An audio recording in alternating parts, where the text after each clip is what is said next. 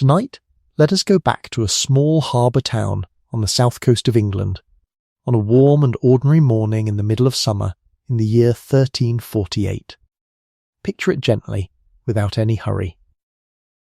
The town is called Melcombe, and it sits on a low sandy shore in Dorset, where a wide sheltered bay curves like a cupped hand around water the colour of pale green glass. The tide is coming in, slow and patient, the way it has come in every morning for longer than anyone can remember. Gulls are drifting on the light wind, crying their thin, faraway cries. Along the waterfront, fishermen are spreading their nets to dry on the warm stones, and a boy is rolling an empty barrel along the quay, and somewhere up in the town a church bell is ringing the hour, unhurried, certain, the sound carrying out over the water and fading into the summer haze. And out in that haze, at the mouth of the bay, a ship is coming in. She is nothing remarkable to look at, a round-bellied trading vessel with a patched sail, riding low in the water, the kind of ship that comes into this harbour every week of every summer, carrying wine from Gascony, cloth, salt, news. The men on the quay glance up at her without much interest and go back to their nets. No one runs. No one shouts.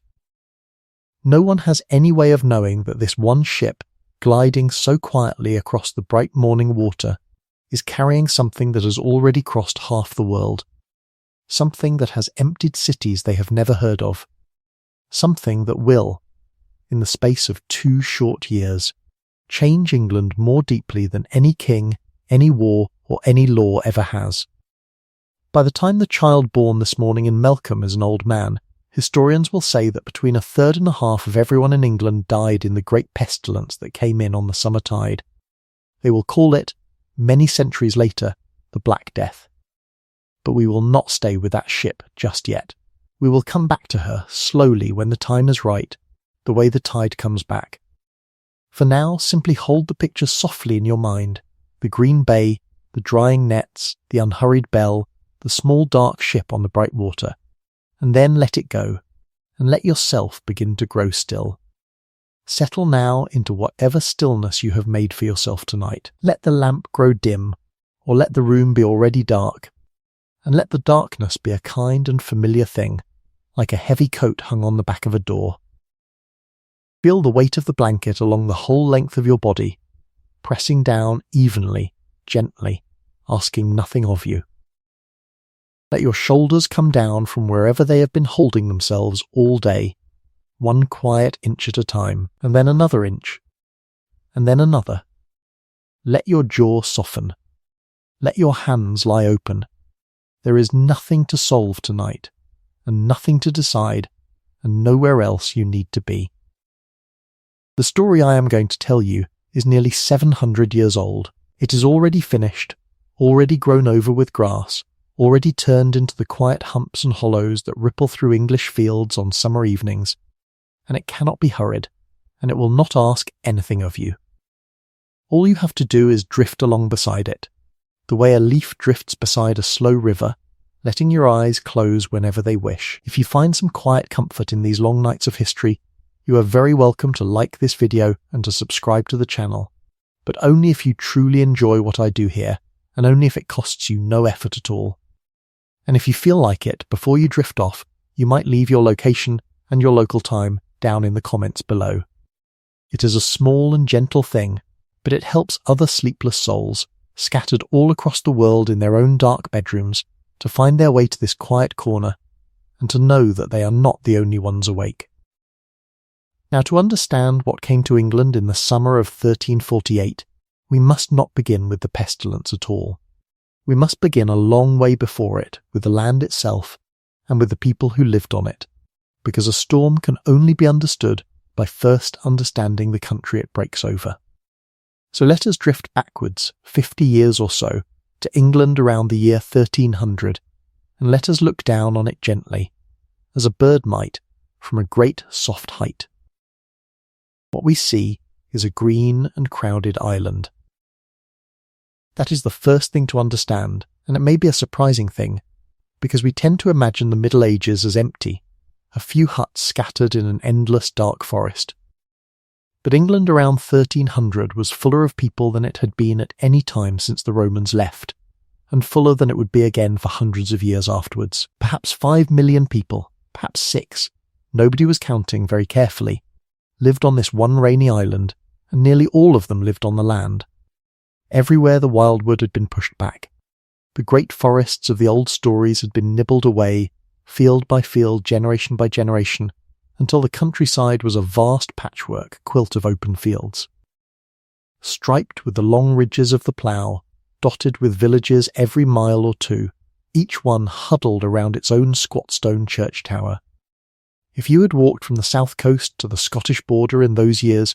you would almost never have been out of sight of smoke rising from somebody's hearth. It was a worked land, a combed and tended land, a land where nearly every acre had a name, an owner, a rent, and an argument attached to it. And the rhythm of that land was the rhythm of the seasons, older than any king.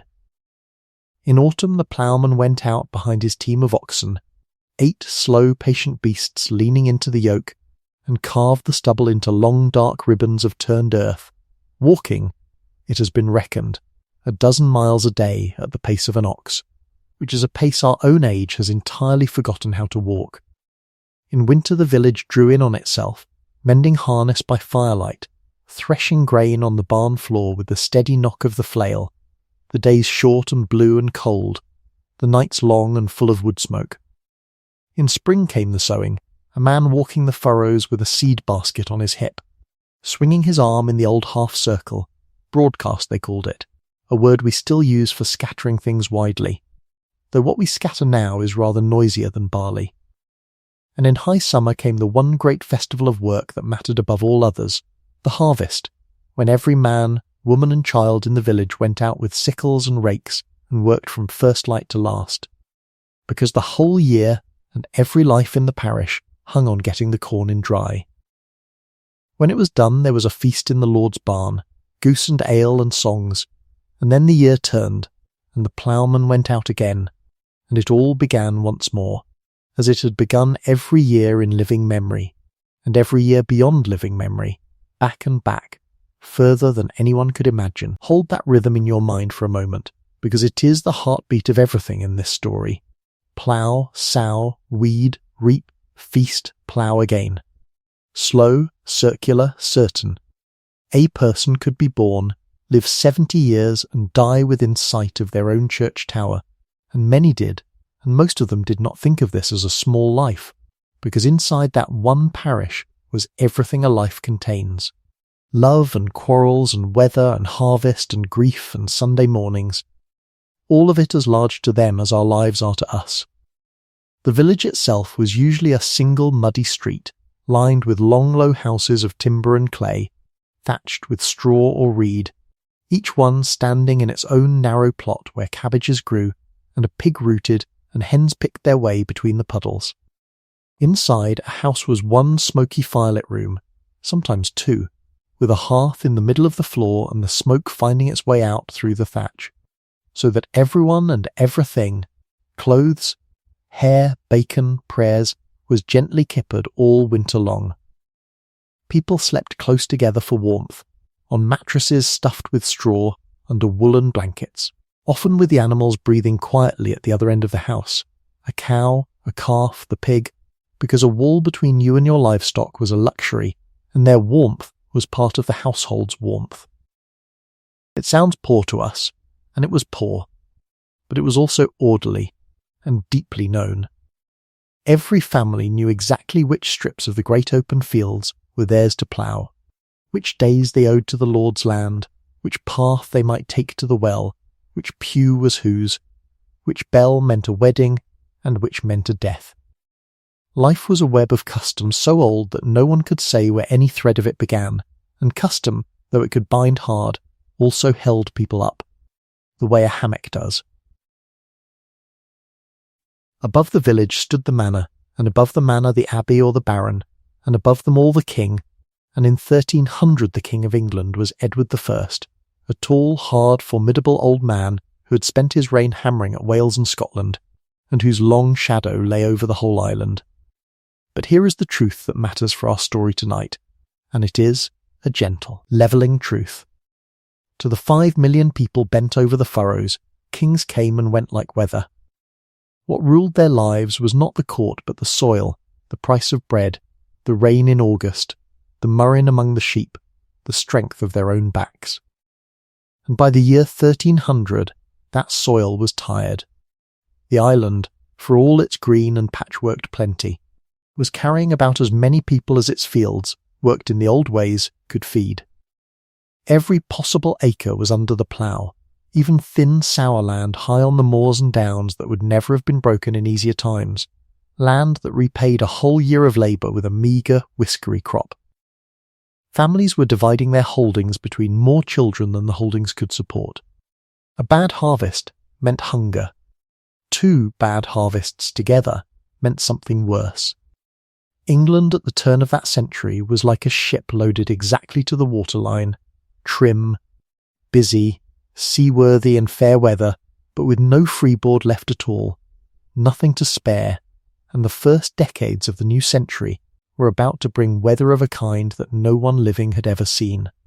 Let your breath grow a little slower now, and stay with me in that green, crowded, candlelit country, because before the great pestilence ever set sail, England was to be tested by water, and by hunger, and those hard years are part of the story too. Part of what made the island what it was on the summer morning when the small dark ship came gliding into the bay at Melcombe. In the year 1315 the rain began, and it did not stop. It rained through the spring sowing, so that the seed rotted in the cold waterlogged furrows. It rained through the summer, week after grey week,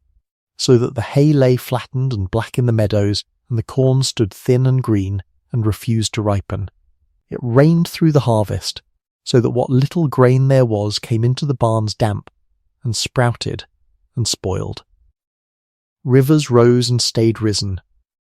Bridges that had stood for 200 years went down in the brown floodwater. Ploughland on the clay soils turned to a cold porridge that no ox team could walk through, and up and down the island. People stood in their doorways under the dripping thatch and watched the sky, and waited for it to clear, and it did not clear. The next year, 1316, was worse. 2 harvests had now failed together, the very thing the overloaded island could not afford, and the price of wheat rose to 5 times, 6 times, 8 times what it had been, when it could be bought at all. The old people, who remembered lean years, said they had never known anything like these, and they were right, for the chronicles tell us that this was the greatest famine in European memory, stretching from Ireland to Poland, and that it pressed on the land for the better part of 7 years. In England they ate the seed corn, which is the last thing a farming people ever does, because eating the seed corn is eating next year. They ate the horses. They ate bark bread and pounded roots and things it is kinder not to name. The murrain came among the sheep, and then a terrible cattle plague swept the island a few years later, so that even the oxen that pulled the ploughs died in their yokes, and in some counties half the great beasts were lost, and men had to harness themselves to the harrow. Perhaps 1 person in every 10 in England died in those famine years, the historians reckon, and yet, and here is the quiet, remarkable thing, the country held. The web of custom held. The fields were somehow sown again. The bells went on ringing the hours. The generation of children who grew up hungry in those years grew up smaller and frailer than their parents, their bones, when archaeologists read them 7 centuries later, still carrying the faint written record of those wet, starving springs. And that hidden frailty is part of our story too, for many of them would still be alive, in their 40s and 50s, when the ship came into Melcombe Bay. But the country held, and the rain at last relented, and the seasons found their old rhythm again. And through the 20s and 30s of that century, England mended, cautiously, the way land does. The new king, Edward III, was young and bright and hungry for glory, and he gave the realm what medieval realms were thought to need, victories, his archers. Ordinary men from those same villages, men whose shoulders had been shaped since boyhood by the great yew warbow, won him astonishing battles across the sea in France, in the opening chapters of the long quarrel we now call the 100 Years' War. Wool went out from English pastures by the 1,000 sacks to the weavers of Flanders, and money came back, and on that money the wool churches rose, those great glorious barns of stone and glass that still stand today in little Cotswold and Suffolk towns, far too large for their villages, like swans nesting among ducks. In the year 1348 itself, the very year our story turns, King Edward was at the height of his shining, expensive splendour, holding tournaments, founding at Windsor his brand new Brotherhood of Knights, the Order of the Garter, with its blue ribbon and its motto in French, while the bells of England rang for the victory at Crécy and the taking of Calais. If you had stood in London that spring, on the crowded wooden bridge with its houses and its chapel, looking down at the brown Thames sliding beneath, you would have seen a kingdom that thought rather well of itself, and not without reason. London held perhaps 80,000 people, far and away the greatest city of the island, a walled maze of narrow lanes and tall timber houses leaning towards each other overhead, church towers beyond counting, quays piled with wine casks and wool sacks and Baltic timber, the smoke of 10,000 cooking fires hanging in the river air. It was loud, it was proud,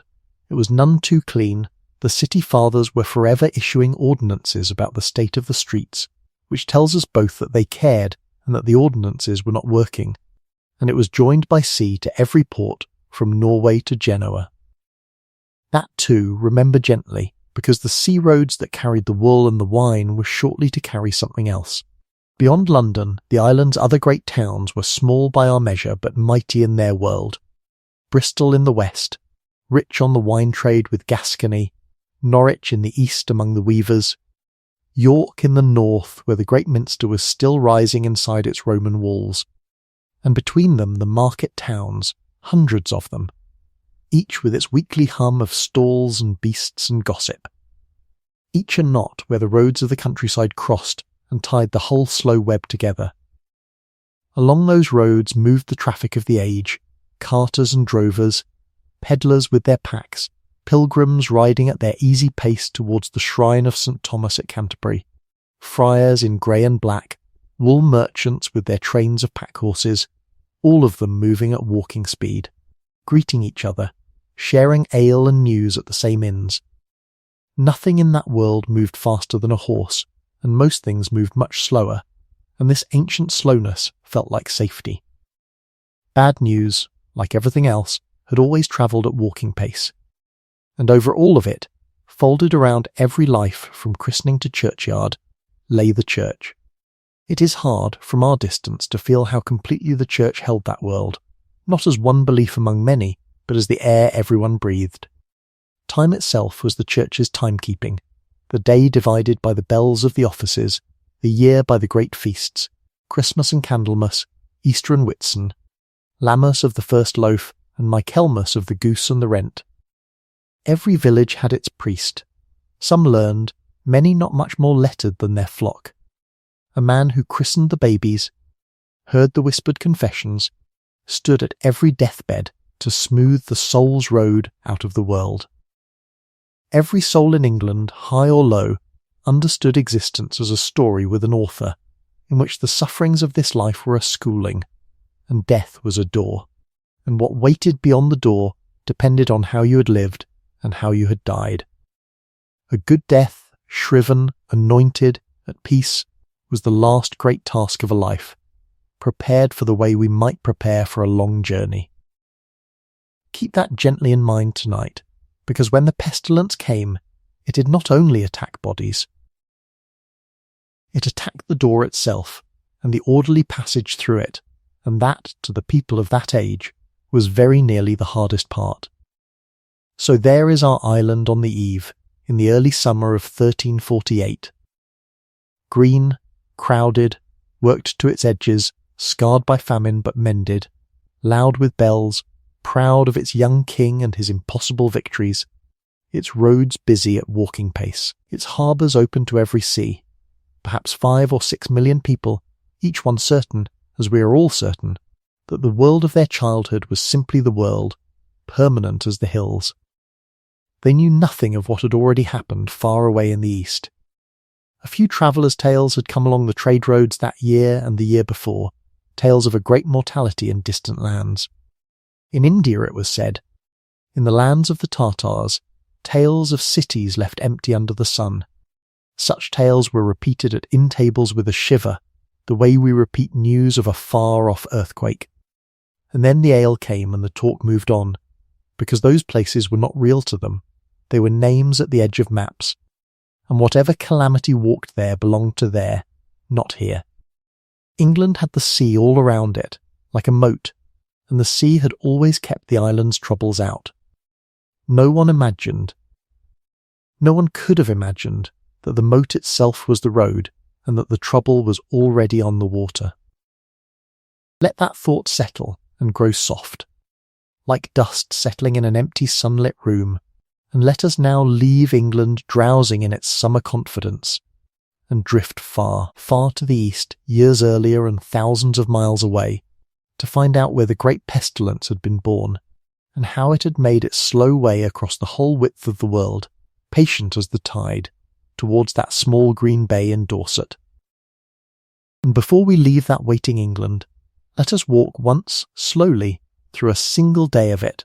because the texture of that world, the feel of it on the skin, is worth carrying with us into everything that follows. The day begins before light, as all days did, with the household stirring in the smoky dark, someone raking the embers of the banked fire back to life, the small flames catching the kindling with a sound like paper, the animals shifting at their end of the house,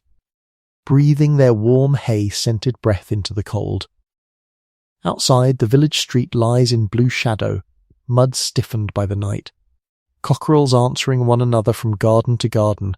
and the first figures move out toward the fields with their hoods up, wooden-soled shoes knocking on the frozen ruts, and above them the church tower stands grey against the paling sky, patient as a shepherd counting his flock out of the fold. The morning bell rings, and in the little chancel the priest says the morning office to an audience of 2 old women and God, which was, then as now, a perfectly respectable congregation for a weekday. In the fields the work goes by season, but always with company, for almost no medieval work was done alone. Ploughing wanted a ploughman and a boy to goad the oxen, harvest wanted the whole parish, even spinning was done at the doorway in the light, where a woman could call across to her neighbour, and the talk that flowed along the furrows and over the hedges was the village's newspaper, its parliament and its court of public opinion all at once, who was to marry, whose cow had strayed, what the pedlar had said about prices in the market town, what the friar had preached about the sins of the great. At noon they ate in the field shade, dark bread, hard cheese, an onion, small ale from a leather bottle, ale so weak it was really a food, brewed by the alewives of the village, whose bush over the door told the street a fresh batch was ready. In the afternoon perhaps the miller's cart came through, or the manor bailiff with his tally sticks, notched hazel wands that were the countryside's accounting, split down the middle so that lord and tenant each kept half and neither could cheat. A system so simple and so trusted that England's royal treasury used tally sticks into the modern age. And when the light failed, the village drew back indoors to the fire, to pottage in the pot, a thick-standing soup of peas and beans and greens, and, on good days, a little bacon, and to the long evening hours that belonged to talk and mending and stories, for this was above everything a world of the spoken word, of riddles and ballads and saints' lives and travellers' tales told into the firelight, memories trained like athletes, because memory was the only library most people would ever own. They knew the stars over their fields and the names of every lane and coppice.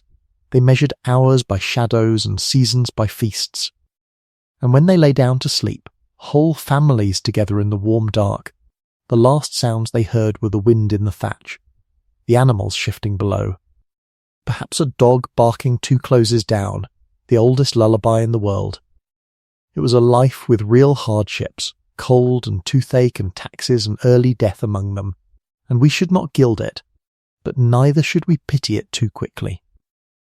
For it held things our own bright noisy age spends fortunes trying to buy back, unbroken sleep in full darkness, work whose purpose was visible from start to finish, food with a face and a field to it, and the absolute certainty of belonging somewhere, to a place, to a parish, to a story. Hold that day in your hands a moment, the bell, the furrow, the fireside, and now remember that England held thousands upon thousands of such villages, each one a small warm lamp of custom burning in the green dark, 1,300 lamps to a county, all trimmed and tended. All utterly unaware, as the 1340s drew on, that far away to the east, along roads no Dorset ploughman had ever heard named, something had already begun to move toward them, with the patience of weather, and no more malice than weather has. Let the village sleep now in its blue evening. We will come back to it, I promise, on the far side of everything, and find its fields still green. But first the story must go east, a very long way east, to the roof of the world. Far away then, and long before.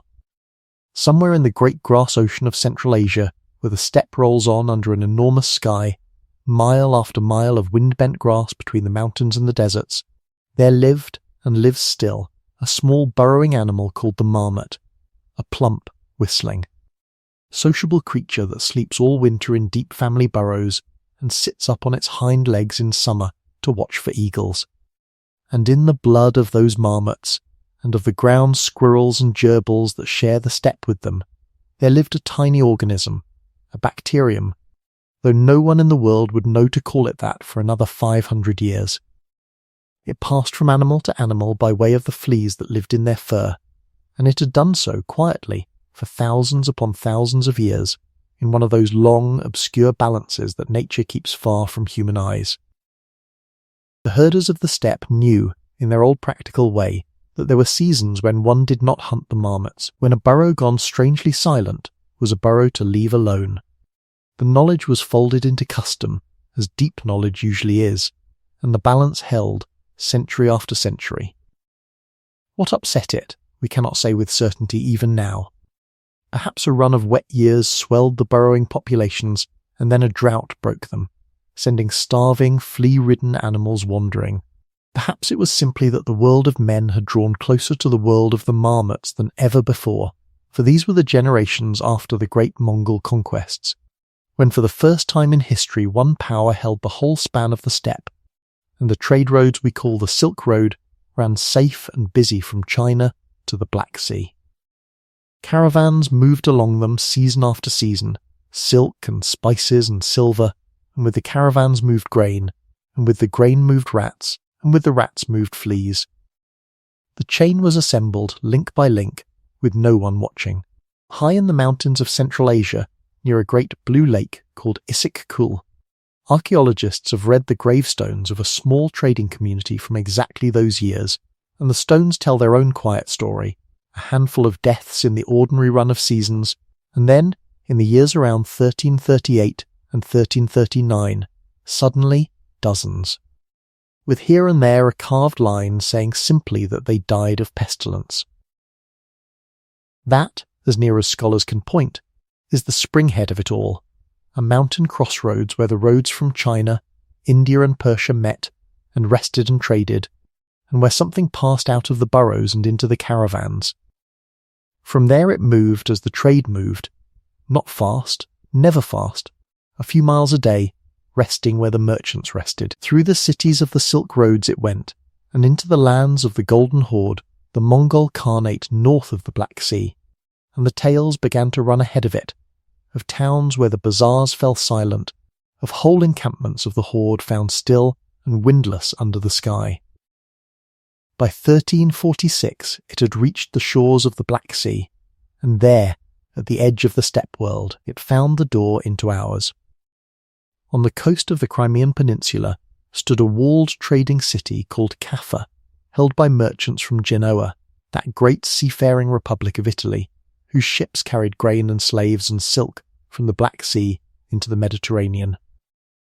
In that year the Khan of the Golden Horde, in one of the period's recurring quarrels, had his army camped around Kaffa in siege, and the pestilence came into his camp and began to empty it, tent by tent. The old chronicle tells that the Khan, despairing, had the bodies of his dead cast over the walls into the city, so that his enemies might share his ruin, and whether or not it truly happened that way, and historians have argued the point ever since in their patient footnoted manner. The fleas and the rats needed no catapults. The siege dissolved. And in the autumn of 1347, a handful of Genoese galleys slipped out of Caffa and turned for home, rowing south and west along the old sea lanes with their cargo, and their rats, and their invisible passenger, and the door between east and west swung silently open. In October of 1347 those galleys came into the harbour of Messina, in Sicily, and within days the port knew that something was terribly wrong, and drove the ships back out to sea. But it was already too late, and from Sicily the pestilence stepped, port by port, into the body of Europe. It is a strange and dreamlike thing to trace, from our height, the way it travelled, because it moved exactly as the world's trade moved, following the coastlines, riding at anchor, walking inland along the river valleys at the pace of a laden mule. Genoa and Venice, the very cities whose ships had built the golden web of Mediterranean trade, took it early, their own vessels bringing their own calamity faithfully home. Marseilles took it by the new year. From Marseille it went up the Rhône to Avignon, where in that age the Pope himself held his court, and the Pope's physicians burned aromatic fires against the corrupted air, for that is what the best minds of the age believed pestilence to be, a corruption or miasma of the air itself, arising from swamps or earthquakes or an ill conjunction of the planets.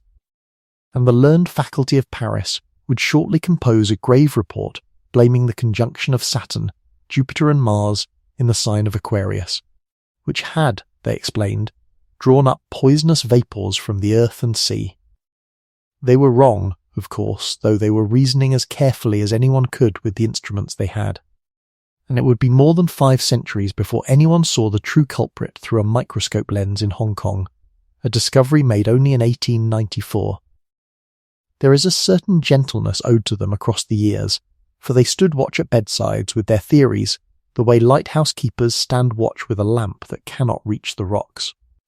Through the spring and summer of 1348, the pestilence walked north through France, up the pilgrim roads and the wine roads, and the news of it began, at last, to reach England as something more than a traveller's shiver. Merchants coming home from Bordeaux spoke of it. Letters spoke of it. The prior of one English abbey wrote anxiously that the mortality in France was such as no man had heard of since the flood. In ports along the Channel, men stood on the quays that summer and looked south across the grey water, the moat that had always kept the island safe, and told each other, in the way of people everywhere and always, that it might yet pass by, that the sea was wide, that God was merciful, that the wind was fair. And all the while, in the holds of the ships that were their livelihood, among the wine casks from Gascony, the small grey passengers travelled as they had travelled from the beginning, patient, unnoticed, keeping to the dark. There was no malice anywhere in it. That is one of the quiet, strange comforts of this story, if you let it be one. No army was marching on England. No enemy had chosen her. There was only a little bacterium doing what it had always done in the burrows of the far steppe, and fleas doing what fleas do, and rats travelling as rats have always travelled, and men sailing and selling and hauling as men have always done. Every link in the chain innocent of the whole, the way raindrops are innocent of the flood. The world was simply more joined together than anyone in it understood, and the joining, which had carried silken spices and bright new ideas, could carry other things too.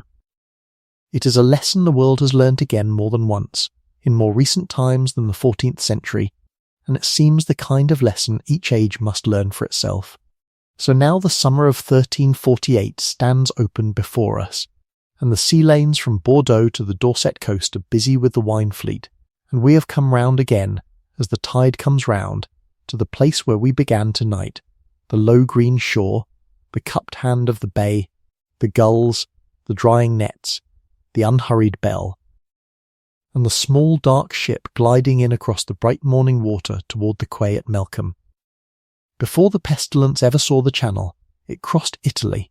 and we should pause there a moment, in the spring of 1348,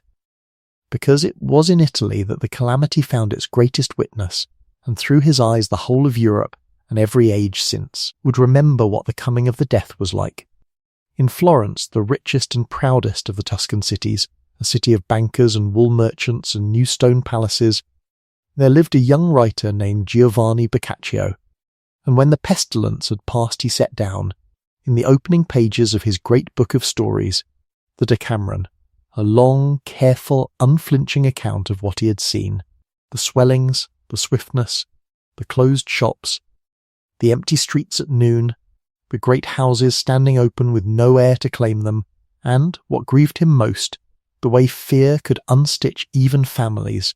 so that, as he wrote, brother abandoned brother. And the ways the city's dead outran its rituals, until men said that a dead citizen was carried away with no more ceremony than a dead goat. But Boccaccio's answer to all this is the part worth carrying with us tonight, for his book is not about the plague at all. It is about 10 young people who leave the stricken city for a garden in the hills, and there, for 10 days, tell one another stories, funny ones, tender ones, scandalous ones, brave ones, 100 stories against the dark and the frame he built. Storytelling as the human answer to mortality ran out from Florence across all the literatures of Europe and reached England in time to shape Chaucer's own pilgrims on their road to Canterbury, and reaches, if you will allow it, all the way to this room, this lamp, this voice. For a bedtime story told against the dark is the oldest medicine in the human chest, and you are taking it now. From Italy the pestilence went into France, as we have said, to Avignon, where the Pope sat, and the Pope's own physician, a shrewd and honest surgeon named Guy de Chauliac, stayed at his post when much of the court had scattered, observed the disease with a clinician's eye, recorded its 2 great forms, the swellings and the deadly coughing kind, caught it himself, endured, as he admitted, in daily fear, and recovered to write it all down, one of the few men in Europe to study the enemy at arm's length and live. The Pope, Clement VI, comes out of the story better than popes sometimes do, for besides sitting between 2 great fires on his physician's advice, which probably kept the fleas at bay, whatever it did for the miasma, he consecrated the whole river Rhone so that the dead of Avignon could be given to its waters when the churchyards filled, and he issued letters condemning, in the plainest terms, the massacres of the Jews, declaring that the plague struck Jew and Christian alike, and that those who blamed the Jews had been seduced by that liar the devil. Words that shine across the centuries even though, in the madness of that hour, too few obeyed them. Through the summer of 1348 the death moved up the Rhone and the Loire and the Seine at its walking pace, into Paris, the greatest city of the north, where the learned faculty wrote their report about the planets while the parish registers filled, and out along the roads of Normandy and Picardy toward the narrow sea, and the war. The great war between England and France that had blazed at Crécy 2 years before simply guttered out for a season, truces signed and extended, because neither kingdom could muster the men, and the soldiers went home, and some of them carried more than their pay. In the Channel ports that autumn you could have watched the 2 worlds touching, the fishermen and the wine ships and the packet boats going about their business between shores that were both beginning to sicken, and it is likely, as we said, that the pestilence entered England through several doors at once. Melcombe first by tradition, Southampton close behind, Bristol by its own sea road, and even, one chronicle grumbles, by way of a sailor from Gascony, one of the wine fleet's own, whose landfall no one thought to record because nothing about him seemed worth recording. Which is, when you think about it, the whole nature of this story, that its decisive moments looked exactly like ordinary life. A rope thrown over a bollard, a barrel rolled ashore, a tired man helped up a lane to a bed. History mostly does not knock. It comes in with the cargo, unnoticed, while the harbour master is arguing about the manifest, and only the long patience of scholars, centuries later, can point to the week, almost to the tide, and say, there, that was the moment, that was the turning of the age, and nobody saw it at all. The old records say that the pestilence first came ashore in England a little before the feast of St. John the Baptist, which falls at midsummer, in that year of 1348, and that the place was the little port of Melcombe in Dorset, though Southampton and Bristol would each be named by other chroniclers, and the truth is probably that it came in at several doors within a few weeks, the way water comes into a boat through every seam at once. But tradition has settled on Melcombe, our small sandy harbour town, whose quiet quays lie today inside the seaside town of Weymouth, and so it is to Melcombe that we return, and to the ship we left gliding across the bay. She ties up, the gangplank goes down, casks are swung ashore, manifests argued over. The harbour side does its ordinary busy work, and among the wine and the salt and the bales, unseen, unrecorded, unimagined, the passenger steps ashore onto English ground. Some of the sailors, it seems likely, were already sickening, and were carried to lodgings in the town, and tended there, as sick travellers had always been tended, by landladies and neighbours and the parish priest,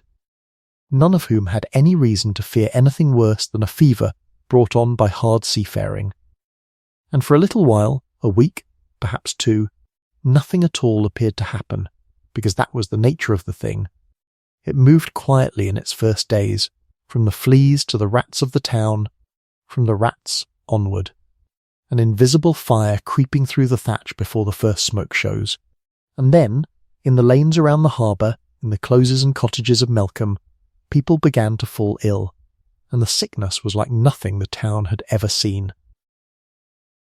It began, the accounts agree, with a shivering and a great weariness, an aching heaviness as if the body had suddenly grown too heavy for itself, and then a burning fever, and then, most dreadful and most telling of all, the swellings came. Hard, hot, agonizing lumps in the groin or the armpit or the side of the neck, exactly where the body's hidden gateways lie, some as small as an egg,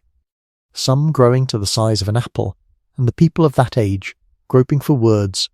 called them botches, or boils, or buboes, an old word that has stayed attached to the disease ever since, for we still call its commonest form bubonic.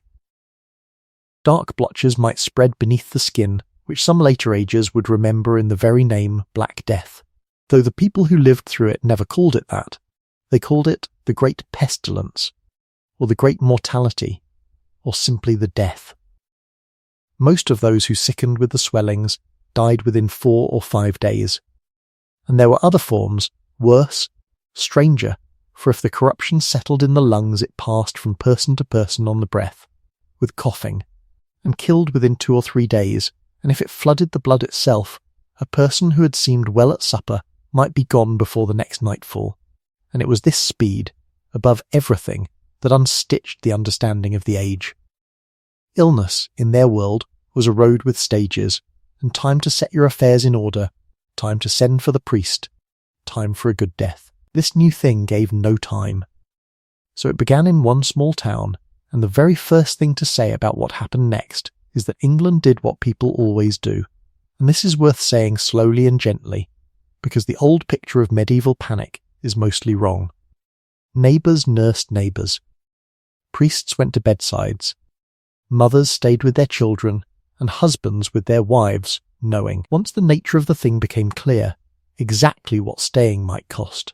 and staying anyway, in cottage after cottage, town after town, all across the island, in an uncountable quiet heroism that the chronicles barely paused to record, because it seemed to them only ordinary decency, only what one did. There was fear, of course, and there were some who fled and some who barred their doors, but the overwhelming testimony of the records, the wills witnessed at bedsides, the burials done properly one by one for as long as proper burial could possibly be managed, is of a people holding on to their web of custom with both hands while the storm tried to tear it loose. From Melcombe the pestilence moved along the coast and inland at its patient walking pace, with the carters and the pack trains and the coastal barges through the villages of Dorset, as the harvest of 1348 was being brought in under heavy summer rain, for it was a wet, dark season, which the chroniclers noted grimly, and by August it had reached the great western port of Bristol,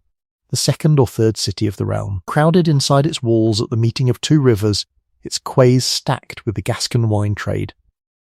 In Bristol it burned as it would afterwards burn in every close-packed town, swiftly and terribly, and the men of Gloucester, the next city up the Vale, hearing what was happening downstream, decided to shut their gates against all comers from Bristol. One of the first quarantines in English history, born of the entirely sensible observation that the death seemed to travel with travellers. It did them no good. The fire came anyway. Through 100 seams no gate could close. But you may notice, gently, that the instinct was sound, and that in other lands the same instinct was being sharpened into something that would eventually, centuries later, become one of the great tools of public health. The counting of 40 days of isolation for ships, 40 giorni in the Italian, 40 days, from which we take our word quarantine. Even in the darkest chapters, the world was slowly learning.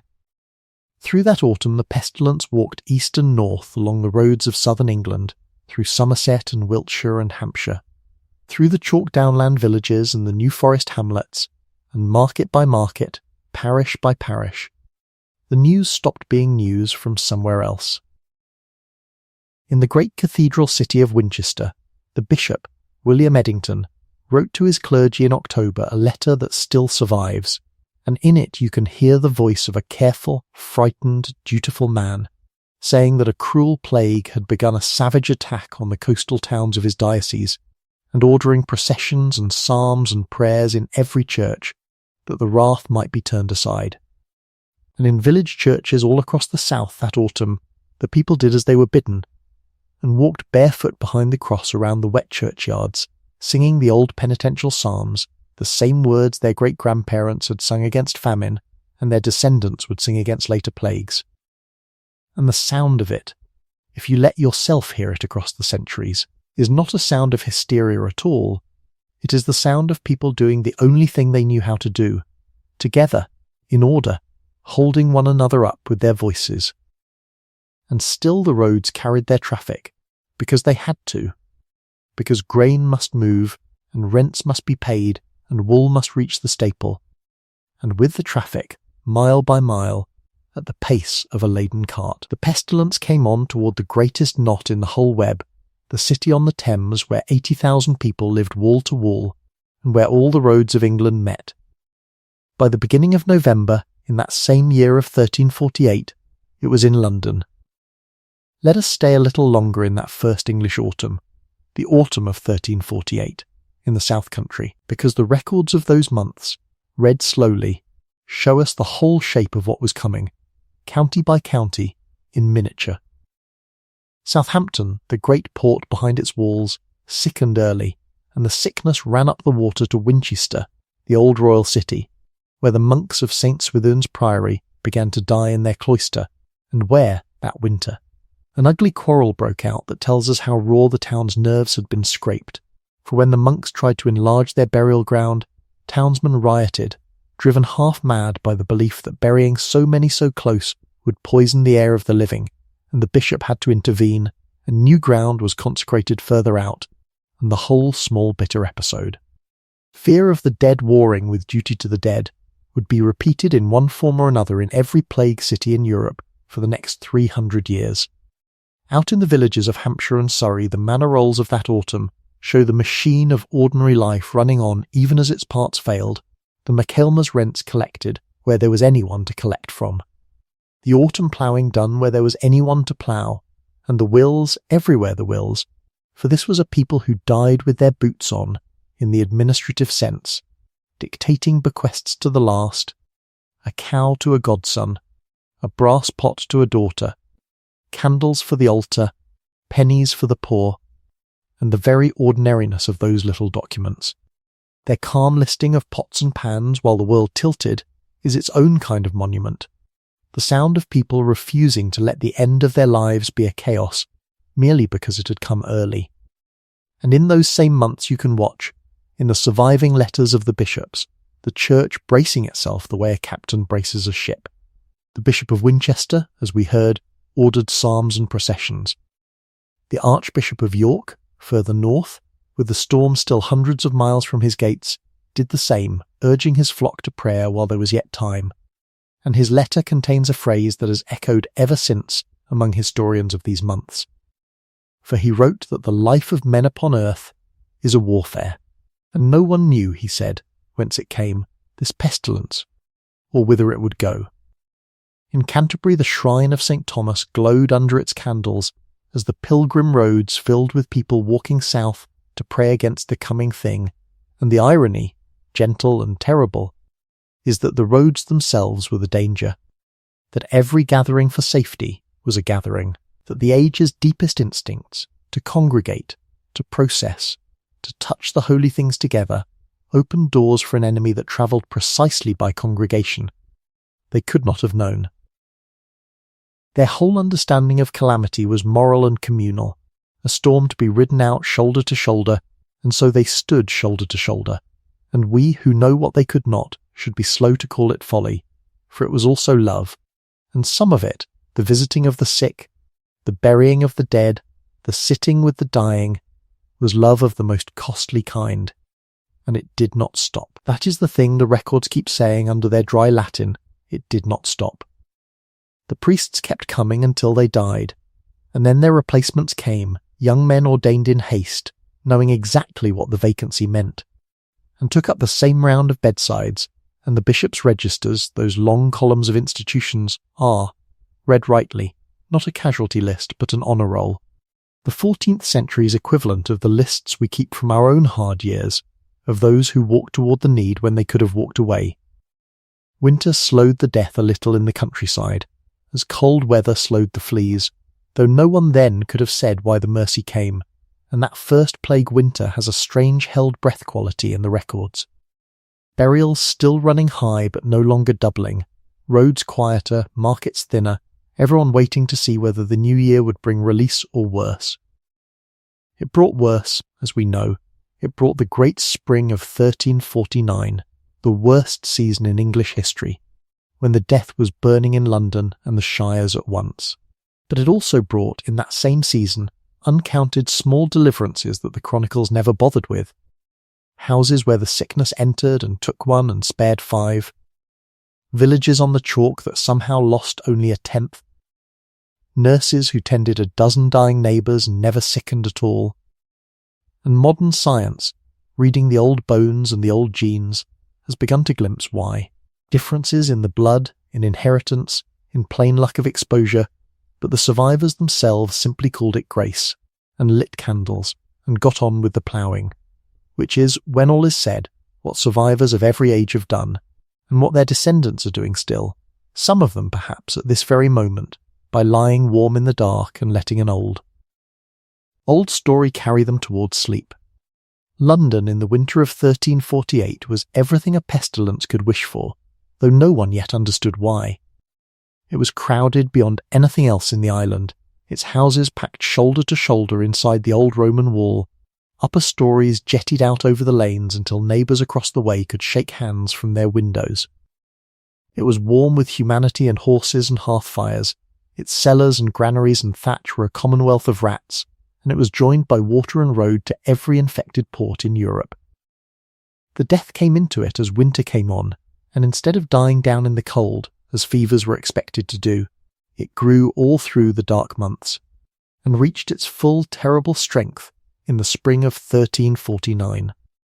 We have, from that winter, fewer diaries and letters than we would wish, for it was not yet an age of diaries, but we have the record that medieval England kept better than almost anything else, the record of property and office, and through it we can watch the city shake. Wills, which in an ordinary year came before the London courts in a thin trickle, came now in a flood, dozens upon dozens enrolled month after month, each one a household, a name, a street, a set of small bequests, the bed, the second best pot, the shop tools, made over in a firm clerkly hand while the testator still had strength to speak. The city's craft guilds lost master after master, the great offices changed hands and changed again, and at the Abbey of Westminster, upstream from the city, the abbot himself died in the spring, and 26 of his monks, more than half the community, were buried with him under the cloister garth, where their nameless stones were found again by builders centuries later. The churchyards of London were small, city churchyards always are, and within weeks it was plain that they could not hold what was coming. And here the city did something that tells you a great deal about the temper of that age, something orderly and forethoughtful in the very middle of the storm. Ground was bought, new ground, open fields just outside the walls, to be consecrated as emergency burial grounds for the city's dead. The Bishop of London, Ralph Stratford, bought one such field to the northwest, and a soldier and courtier named Sir Walter Manny, a practical, pious, immensely capable man who had fought in the King's Wars, bought and enlarged another, and in the years afterwards a monastery, the Charterhouse, was raised beside that ground so that prayers would be said over the sleepers there for as long as. Prayers were said in England, and east of the Tower another great field was opened, at a place called East Smithfield. And this is where our own age, with its trowels and its patience, has been able to look directly into that winter, because in the 1980s archaeologists excavated the East Smithfield ground, and what they found has gently corrected the old nightmare pictures. There were, it is true, long trenches, dug when the single graves could no longer keep pace.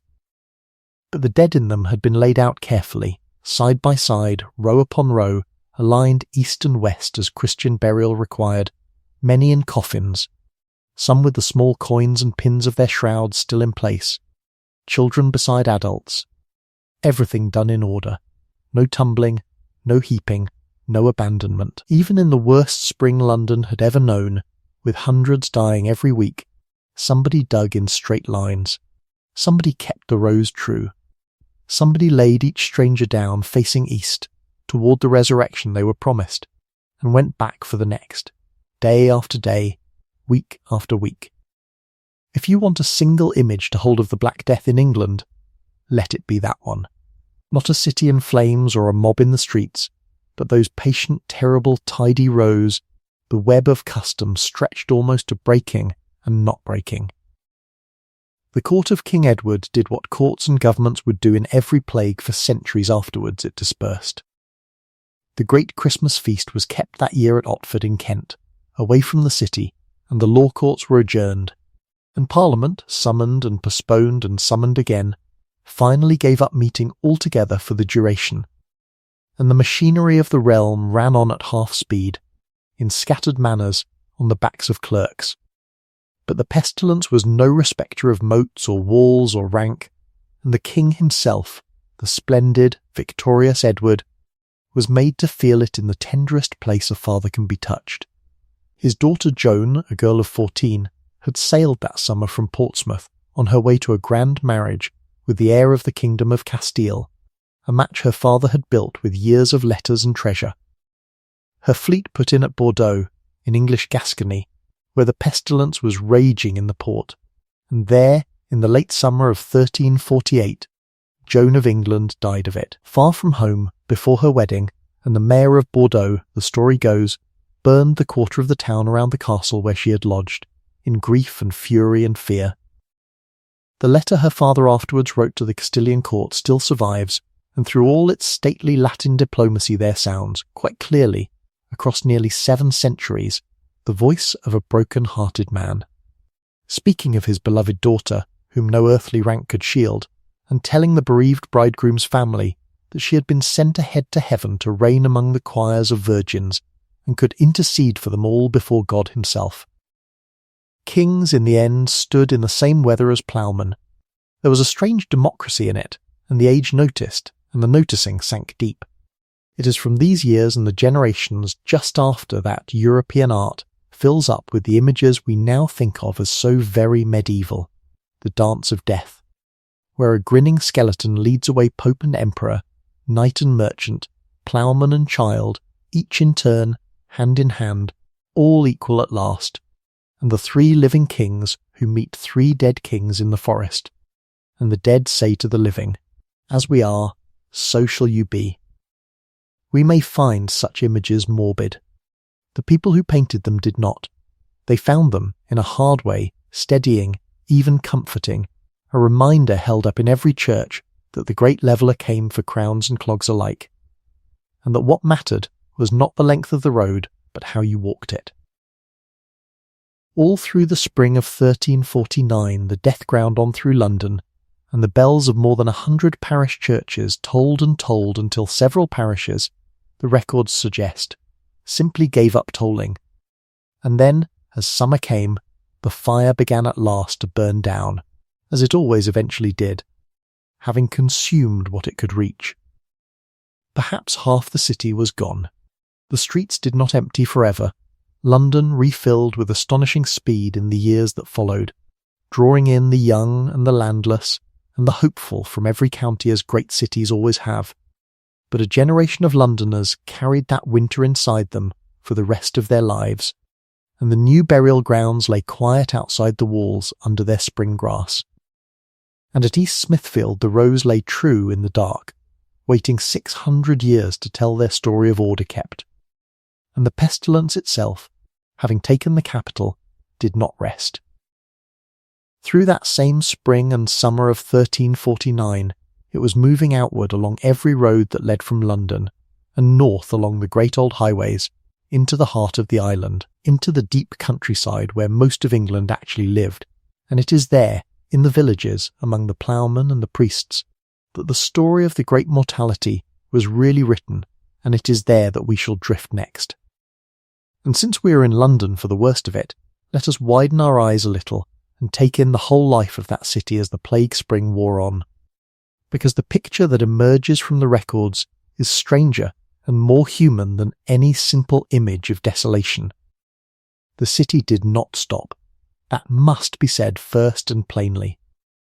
The Thames still carried its barges, because bread still had to come in, and the bakers of Bread Street still fired their ovens, and the water carriers still trudged up from the conduits with their yoked pails, and the law, though the great courts were adjourned, went on in its small local ways, wardmotes and hustings, wills proved, orphans assigned guardians, disputes over party walls solemnly adjudicated between neighbours who might both be gone by Whitsun, and there is something in that solemn continuing, absurd and magnificent at once, like an orchestra tuning carefully in a burning theatre. That tells you more about how civilization survived than any battle ever could. The guilds, those great brotherhoods of the trades, came into their own that spring, for a guild was, among everything else, a burial society, sworn to see each member decently into the ground with candles and a mass, and the guild warden's accounts of those months record the expenditure. So many torches, so much wax, hire of the pall, again and again and again, the brothers walking in procession behind one coffin after another, until the walking itself must have felt like the whole of life, and yet each procession was a promise kept, and the promise-keeping held the city's soul together as surely as the grain barges held its body. People married that spring, the registers show it, young widows and young widowers finding one another with a speed that scandalized the moralists and has moved every honest historian since, because what looks like haste at 3 months' distance looks, at 600 years' distance, like the species doing what it has always done after every storm, reaching for warmth, rebuilding the household, refusing extinction with the oldest vote of confidence there is. Babies were born in the plague city, baptized in the same fonts the funerals passed, given the same handful of sturdy names, and some of the children christened in that terrible spring lived. The records let us follow a few of them, into ripe old age in a transformed England, apprenticed, married, propertied, litigious, entirely unaware of being miracles. And the animals of London went on being the animals of London, the kites wheeling over the shambles, the pigs that the city forever legislated against, and forever failed to banish rooting happily in the lanes, the bell's own jackdaws rising in clouds at every toll, and above the whole smoking, tolling, enduring city, the same spring went on that was going on over the emptied villages of Dorset. Cold, bright days off the river, plum blossom in the Abbey gardens, swifts arriving from Africa in the first week of May, exactly as they had arrived in the plague year, and exactly as they arrive now, screaming their thin, joyful scream around the towers, utterly indifferent to history, which is, if you let it be, one of the most comforting sights there is. The calendar of the birds proceeding serenely inside the calendar of human sorrow promising, with every wing beat, that there would be other springs. When the mortality finally slackened with the summer of 1349, the city's recovery began almost at once, and its speed startled contemporaries as much as it startles us. Rents that had collapsed found tenants again within a few years. The guilds filled their emptied benches with new apprentices marching in from every county, country boys with their bundles walking down the same roads the plague had walked up, and the great rebuilding of fortunes began, and some of the mightiest London names of the next generation, mayors, merchant princes, founders of charities whose bequests still operate in the city to this day, were plague orphans and plague widows' sons who had inherited young, married young, and risen on the strange updraught of the emptied world. Sir Walter Manny, the soldier who had bought the burial ground, lived on 23 years more, full of honours, and chose in the end to be buried not among the knights of his order, but in the church of the Charterhouse he had founded. Beside the plague dead he had sheltered, where his tomb was found again by archaeologists in the 20th century, exactly where the old records said it would be, a practical man keeping faith with his field of strangers to the last. And past his field, in the centuries that followed, the city rolled outward in brick and smoke and glory. Schoolyards and squares rising over the old consecrated ground, so that Londoners of every later age have walked and worked and courted and pushed prams over the quiet rows without knowing, and no harm in that at all, for it is exactly what the diggers of the rows would have wished, the living getting on with living, thick and warm and noisy, over ground held safe below. Come out of the city now, and back into the countryside where we began, the patchwork of open fields and squat church towers, because it was there, strip by strip and parish by parish,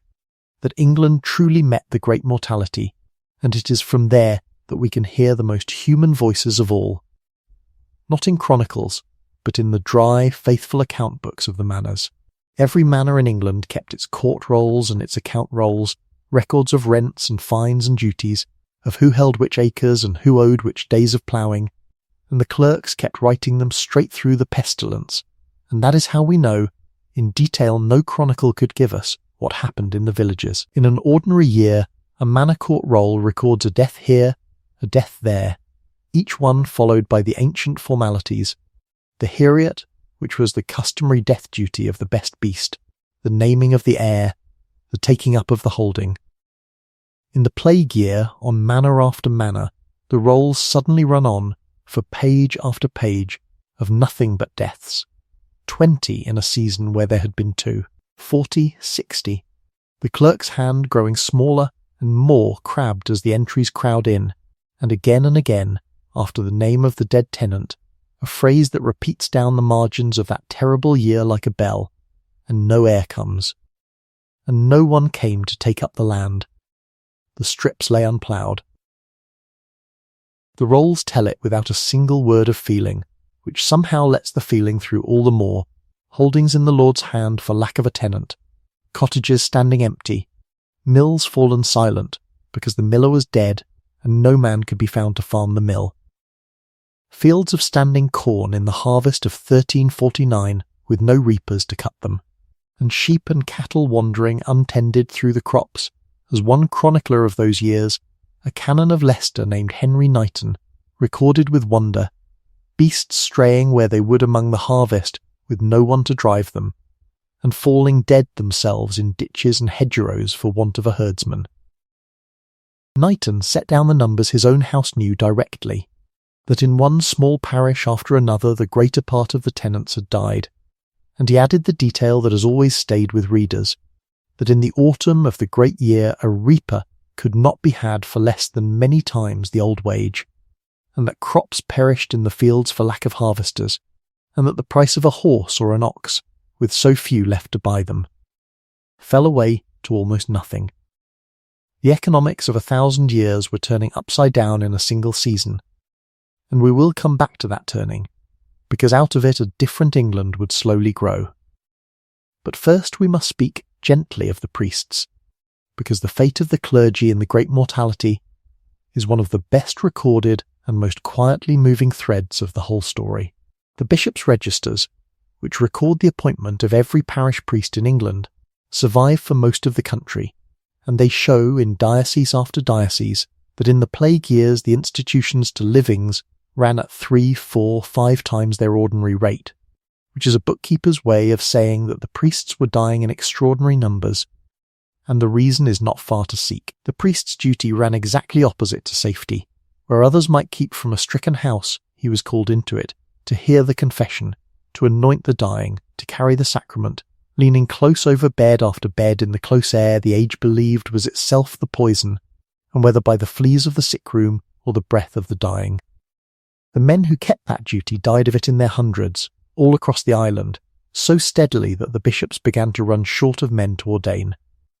It was the shortage behind one of the most remarkable documents of the entire English Middle Ages. In January of 1349, with his diocese dissolving around him, the Bishop of Bath and Wells, Ralph of Shrewsbury, sent a letter to his clergy which said, in effect this: the pestilence has left many parishes without a priest, and many are dying unconfessed, not knowing what they ought to do in such a necessity.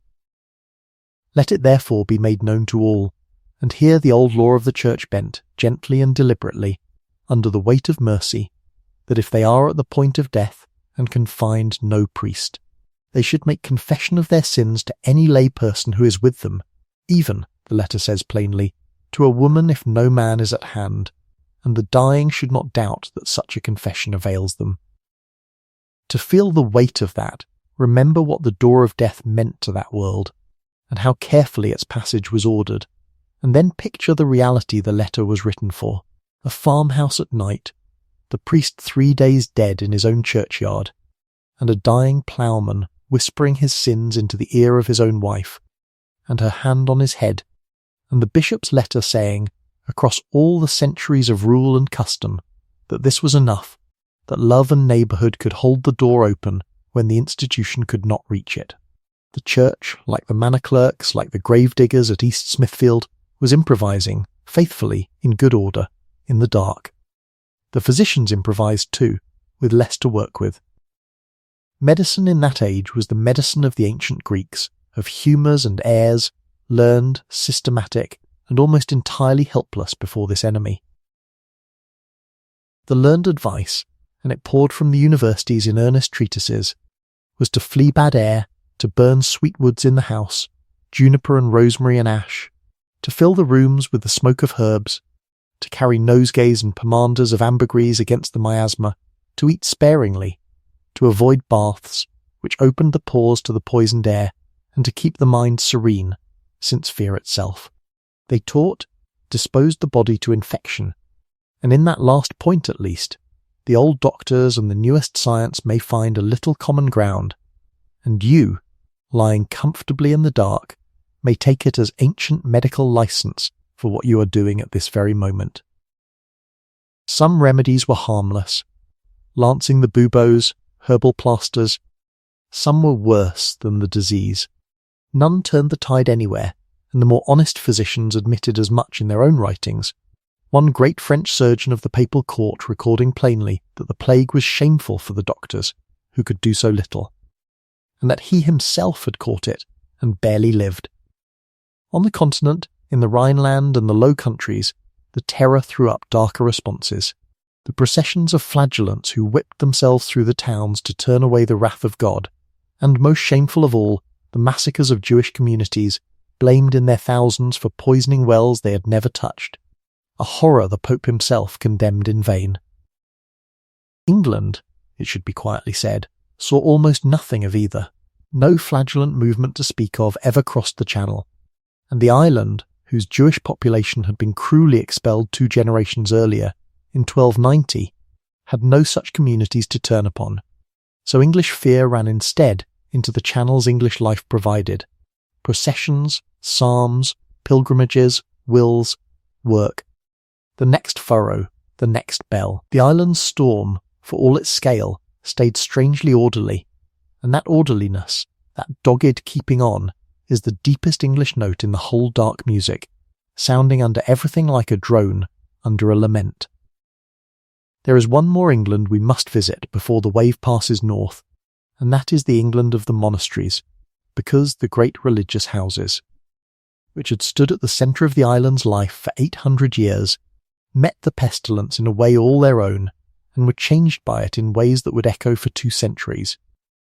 Picture a great abbey as it was in that age, not a ruin as we know them now, roofless and rook haunted in their green meadows,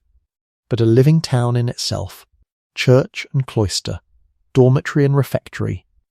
infirmary, guest hall, granges and fish ponds and mills, a community of monks bound to one place for life, singing the offices in their choir stalls 7 times a day, every day, in a rota of prayer that had not been broken, in some houses since before the Norman conquest, and around them a whole dependent world of lay brothers, servants, tenants, pensioners and poor at the gate. The monks lived close, ate together, slept in common dormitories, gathered 8 times a day shoulder to shoulder in the same choir, and nursed their sick in the same infirmary, and this closeness, which was the whole point of the life, a body of brothers praying as one, was in the plague spring their whole peril. For the pestilence, entering such a house, ran through it like fire through a rick. We have already stood at Westminster, where the abbot and half the community died, and at Mow in Yorkshire, where the abbot and 5 monks died in one August day. The registers let us multiply the scene across the island. At St. Albans, the great abbot Thomas de la Mare buried 47 of his monks. At Ely and at Crowland in the fens the houses were halved, the friaries in the towns, whose whole vocation kept them out among the sick and dying, were emptied over and over, and small remote cells of 2 or 3 religious simply blink out of the records altogether, their little lights going dark without a line of chronicle to mark them. And yet, in house after house, the thing the records emphasise is not the dying, but the singing, that the office was kept up, the rota of prayer maintained through the very worst of it, by ever fewer and ever hoarser voices, the great wheel of psalms turning day and night over the sick land, because turning it was what the house was for. And if you wish for a single sound to set against the tolling bells of that year, let it be that one, a half-empty choir in a vast stone church at 3 in the morning, candles here and there in the dark stalls, a dozen tired men singing the night office over the graves of 40 brothers, quietly refusing to let the music stop. The monasteries survived, but they were never quite the same. Recruitment never fully refilled the emptied stalls. The great age of monastic expansion was over. Lay brothers all but disappeared, and the houses, short of hands, leased out their far-flung granges to tenant farmers, loosening decade by decade their ancient direct grip on the land, and historians tracing the long road to the dissolution of the monasteries under Henry VIII. 2 centuries later, generally begin the story here, in the Plague Spring, when the momentum of 800 years first faltered. The pestilence reshaped learning in the same double-handed way, striking down schoolmasters and scholars across the land. Oxford's halls stood half empty in 1349, and yet within a decade the response had begun. For the great men of the stricken generation, bishops and merchants and royal servants, poured their fortunes into founding new colleges to replace the learned dead. At Cambridge, the guildsmen of the town, their numbers cruelly thinned, banded together to found a college of their own, Corpus Christi, in 1352. Expressly so that masses might be sung for the plague dead, and scholars trained to fill the emptied pulpits, and it stands there still, teaching still, a college built directly out of the great mortality the way a coral reef builds out of storms. And at Oxford New College rose a generation later from the fortune of William of Wykeham, with the same declared purpose: to repair the ranks of the clergy that the pestilence had wasted. So even here, in the very citadels of the old order, the pattern we have been tracing all night holds true: loss answered by building, silence answered by endowment, the dead remembered not with despair, but with foundations, chapels, libraries, scholarships, some of which are still handing on their small candle of learning tonight. 6.5 centuries later, to students who have never once wondered why their college exists, and do not need to, because the wondering was all done for them, long ago, by tired men in black gowns who had buried their friends and decided, with that quiet medieval doggedness we have come to know, that the answer to an emptied world was to fill it again. Through the spring and summer of 1349 the pestilence moved north, up the great roads, at its old patient pace, and the pattern repeated itself, county by county, like the same tide coming into one bay after another. It came into the Midlands with the spring, through Oxford, where the university emptied as masters and scholars fled to the countryside, and through the market towns of the great grain shires, and it was in Leicester when Henry Knighton watched the beasts wander through the standing corn. It came to Norwich and the busy weaving towns of East Anglia, where the crowded worsted villages suffered as badly as anywhere in England, and the flint towers of Norfolk, which stand today above quiet fields. Watched then over parishes cut in half. By the summer it was in York, the capital of the north, where the archbishop, like his brother bishops, had already written ahead of it, ordering prayers and processions through the city, and the death climbed through the Minster city at midsummer at the very peak of the light. It crossed the Pennines among the drovers and the wool trains, and went up the dales, and it did not spare the smallest places, which is one of the saddest and strangest notes in all the records, that hamlets a day's walk from any road, folds of the hills that armies and tax collectors had always overlooked, were found by this. The pestilence, travelling with the little grey rats of the grain sacks and the fleas of the pack saddles, went wherever grain and wool and neighbours went, and in 14th century England that was everywhere, for there was no such thing as a place without neighbours. In the High Dales monasteries of Yorkshire, the white-robed Cistercians, who had built their abbeys in the loneliest valleys they could find precisely to be far from the world, died in their remoteness all the same. At Mow, in the East Riding the Abbot, and 5 monks died on a single August day,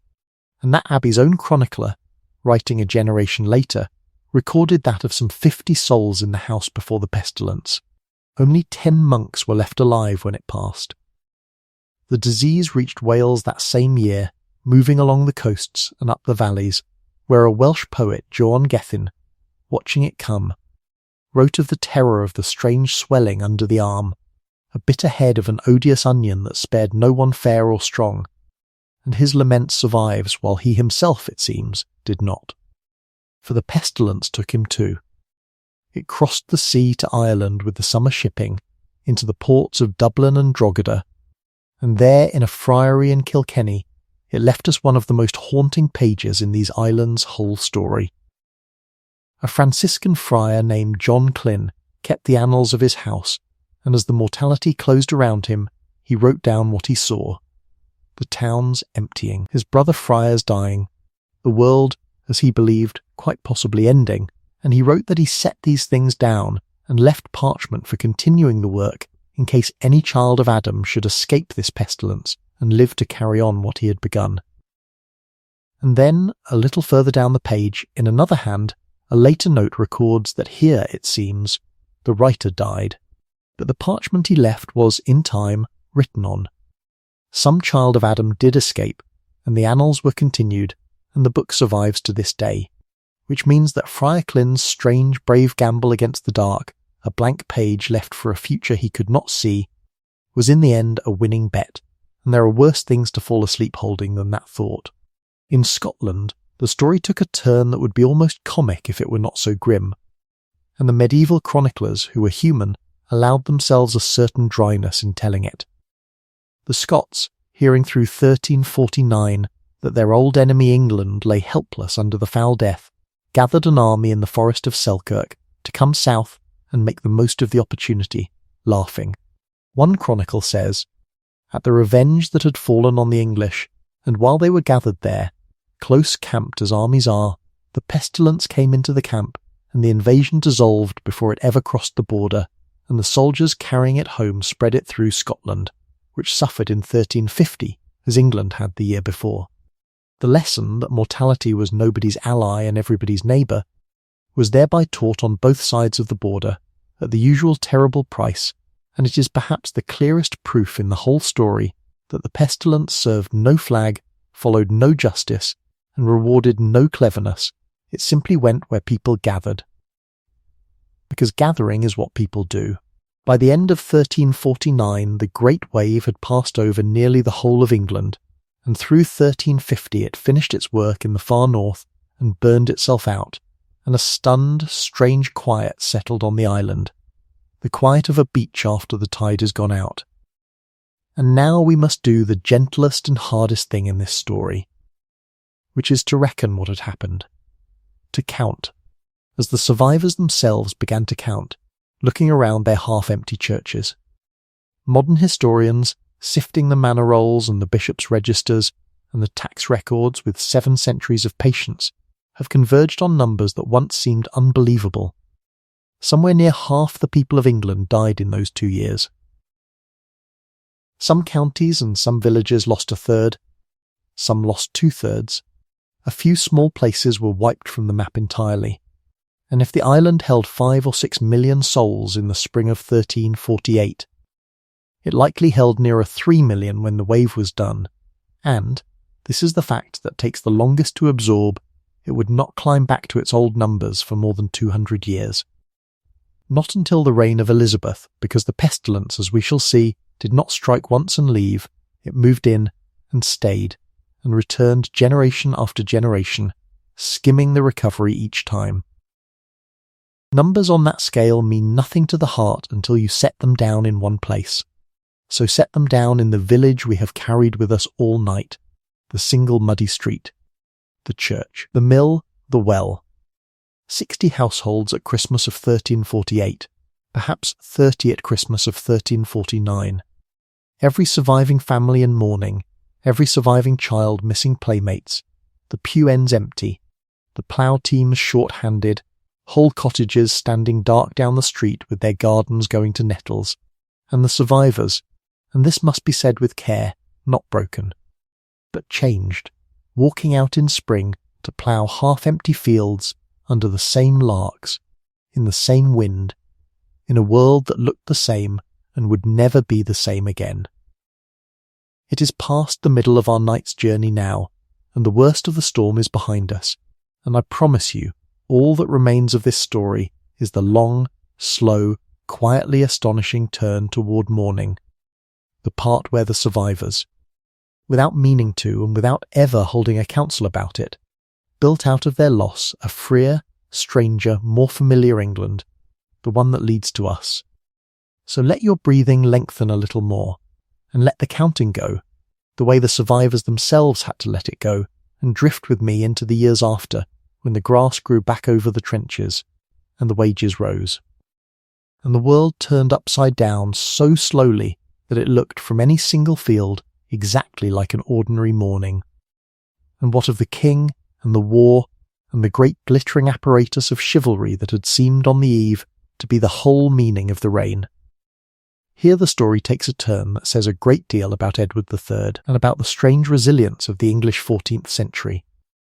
The king had lost his daughter to the pestilence, and his realm had lost near half its people,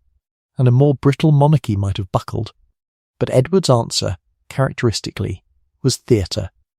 Magnificent, deliberate, steadying theatre. In the very midst of the mortality, in April of 1349, with the death at its spring height in London, he held at Windsor the great feast of his new Order of the Garter, the knights in their blue mantles processing to the chapel as if no shadow lay on the land, and historians have argued ever since whether this was callousness or courage, and the truer answer is probably that it was policy. A king showing his frightened realm a face of absolute unshaken confidence, the medieval equivalent of the band playing on, and it worked, in the way such gestures work, not by changing anything, but by declaring that the centre held. The machinery of the realm bent astonishingly little. The exchequer kept its accounts through the whole mortality, the sheriffs accounted at their terms. The coinage was struck, the wool customs were collected at the quays even as the ports sickened, and when the fighting in France resumed in the following years, it resumed with English arms as formidable as ever, for the great victory of Poitiers,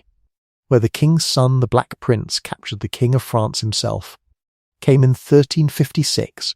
only 7 years after the plague's peak. Won by archers recruited from the very villages the rolls show half emptied, and there is a hard wonder in that fact,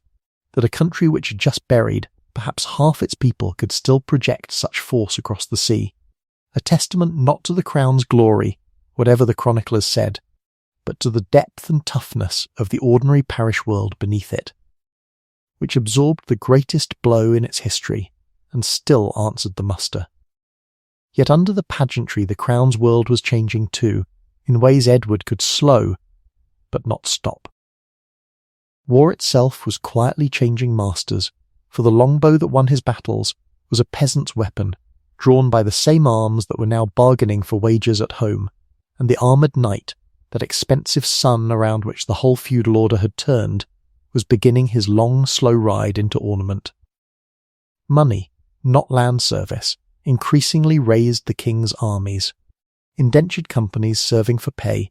and money flowed from wool, and wool from the great sheep runs spreading over the emptied acres, so that the whole apparatus of English power was, strand by strand, being rewoven out of the very changes the mortality had accelerated. Edward himself lived on to 1377, into a muted old age, outliving his queen, his fortune, and finally his glory, and was succeeded by his grandson Richard, the boy who had faced the rebels at Smithfield, and the crown passed on down its jewelled and quarrelsome road toward the wars of the next century. But it is worth pausing on one small scene from Edward's later years, recorded in the wardrobe accounts, of the old king keeping the anniversary of his daughter Joan's death with masses and candles. Year after year, decade after decade, the entry recurring in the clerk's neat hand among the payments for hawks and cloth of gold. And there, in that repeated line of accounting, you can see the truth we keep returning to tonight, that beneath every statistic of the great mortality there was a name, and beneath every name a grief, and that the grief was carried, by kings and by cottagers alike. In the same way, by remembering, in the rhythm of the calendar, faithfully, for as long as the rememberer lived. The pestilence had shown the age that death was common to all. The age answered, from the throne to the furrow, that so was love, and that of the two, love kept the better accounts. Consider then the simple arithmetic that greeted the survivors, though no one stated it as arithmetic. They felt it in their bones and their bargaining. England had the same amount of land as before, the same acres, the same mills, the same sheep runs, and roughly half the hands to work them. For 1,000 years, the deep truth under English life had been that land was scarce and people were plentiful, and everything, rents, wages, obedience, the whole pyramid, was built on that truth. Now, in the space of 2 seasons, the truth had silently reversed. People were scarce, land was plentiful, and you could watch, in the account rolls of the 1350s, the whole ancient pyramid begin, very slowly, with much creaking, to stand on its head. It began with the harvest. A lord with corn standing in the field and half his tenants in the churchyard had no choice but to hire reapers. And reapers, for the first time in anyone's memory, could say no. They could ask for double the old penny rate, and get it, and dinner besides. And if the lord grumbled, they could walk to the next manor, where the corn was also standing, and the steward was less proud. And everyone knew it, and the knowledge changed the way men stood and spoke, a straightening of the back that you can almost feel rising off the parchment. Landlords found their cottages standing empty, and learned to offer easier terms to fill them. Old servile dues, the boon works, the murchets, the humiliating small payments that marked a family as unfree, began to be quietly commuted for money rents, because a lord who pressed the old claims too hard would wake to find his villains vanished in the night, walked away to another manor or a town where no one asked questions, and labour was now far too precious to chase. The great and the learned were duly horrified. The King's Council answered within the very plague year, with the Ordinance of Labourers of 1349, followed by Parliament's Statute of Labourers in 1351, laws which commanded, with the full solemnity of the realm, that wages must stay at the old rates, that able-bodied men must accept work when offered, that no one might give alms to sturdy beggars, and that runaway workers should be punished, even branded on the forehead in later versions, and the statute's preamble complained, in the wounded tone of employers in every age, of the malice of servants who would not serve without outrageous wages. Justices rode their circuits, fines were levied by the thousand, and the labourers in their tens of thousands went on quietly asking the new wages and quietly getting them, because no parchment in Westminster could repeal the fact that there were fewer hands than fields, and villagers developed a certain convenient forgetfulness before the justices. And stewards learned to write one wage in the roll and pay another in the barn. Watched from a distance, spread over the next 2 generations, the whole thing has the shape of water finding its level despite a dam, and economic historians point to those decades as the beginning of what has been called the golden age of the English labourer, when real wages, the actual bread and ale and cloth a day's work could buy, climbed to heights they would not reach again for centuries. It showed in homely, touching ways. Wheat bread where there had been barley and rye. Ale that was brewed stronger and drunk more often. Meat in the pot on days that had never seen meat. A second set of clothes. Bequests in the wills of quite ordinary men. Brass pots, feather beds, silver spoons, the small comfortable treasures of people whose grandparents had owned one cauldron and a blanket. Parliament, ever vigilant, responded to this creeping comfort with sumptuary laws decreeing what furs and cloths and colours each rank might wear, lest a prosperous ploughman be mistaken for his betters. And these laws worked exactly as well as the wage laws, which is to say that they were reenacted again and again, each reenactment a quiet confession that no one was obeying them.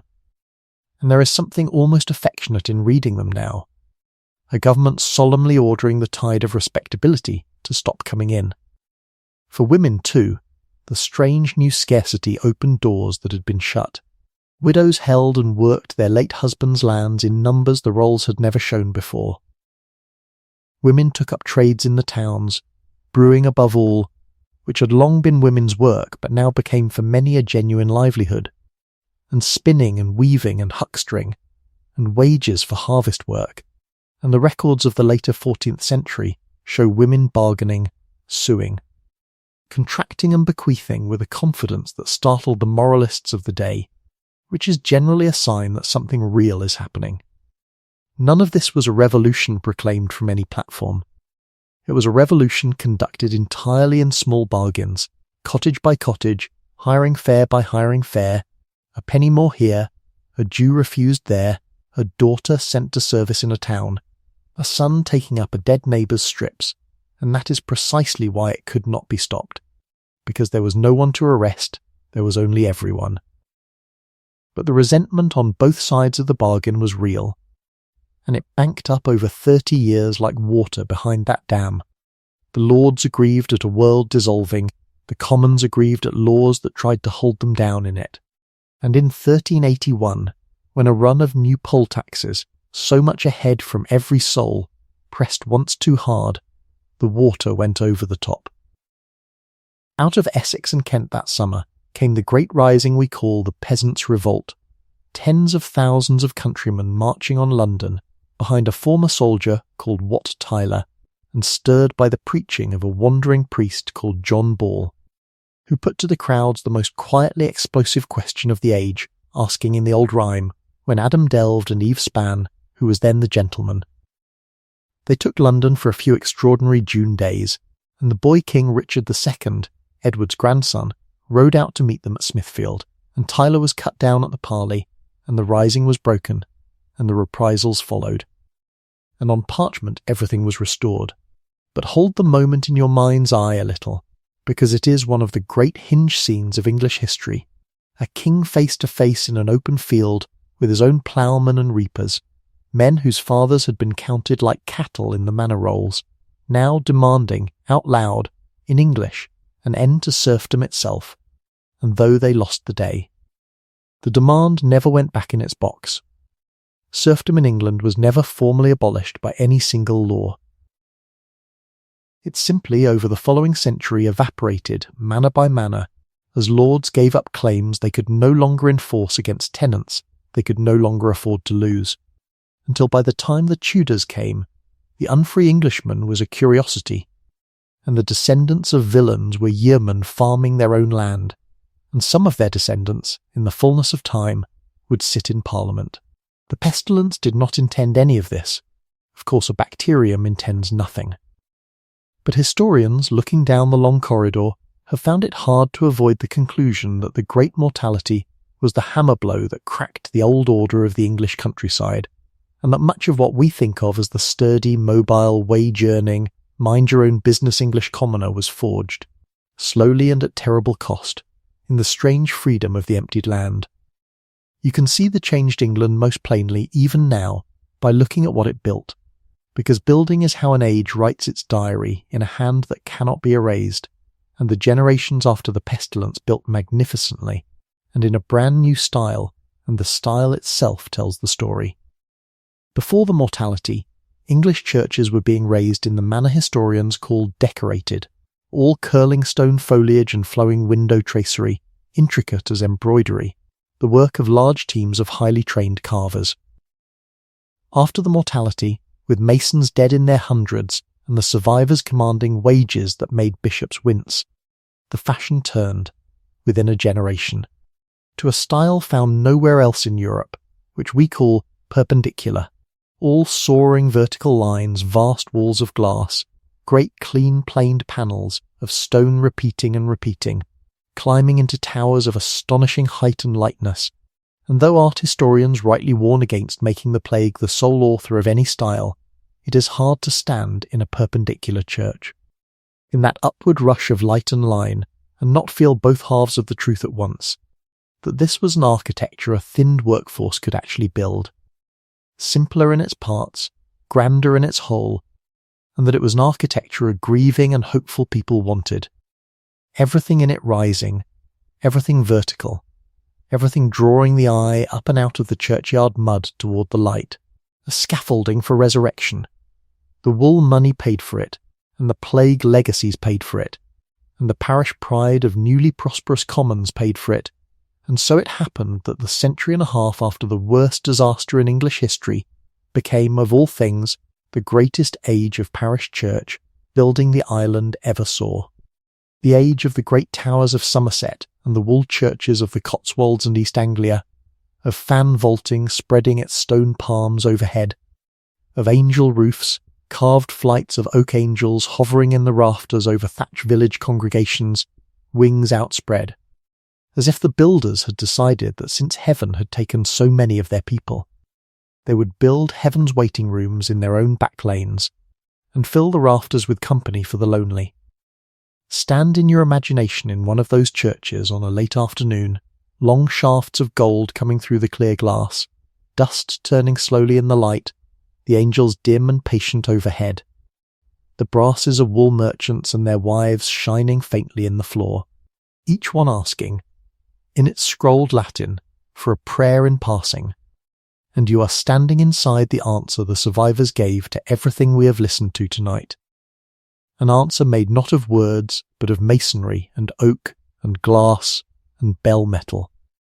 and saying, in effect, we were here, we lost more than you can imagine, we kept faith, we built higher.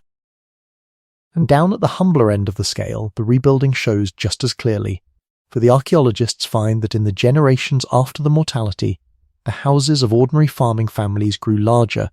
better framed, better floored,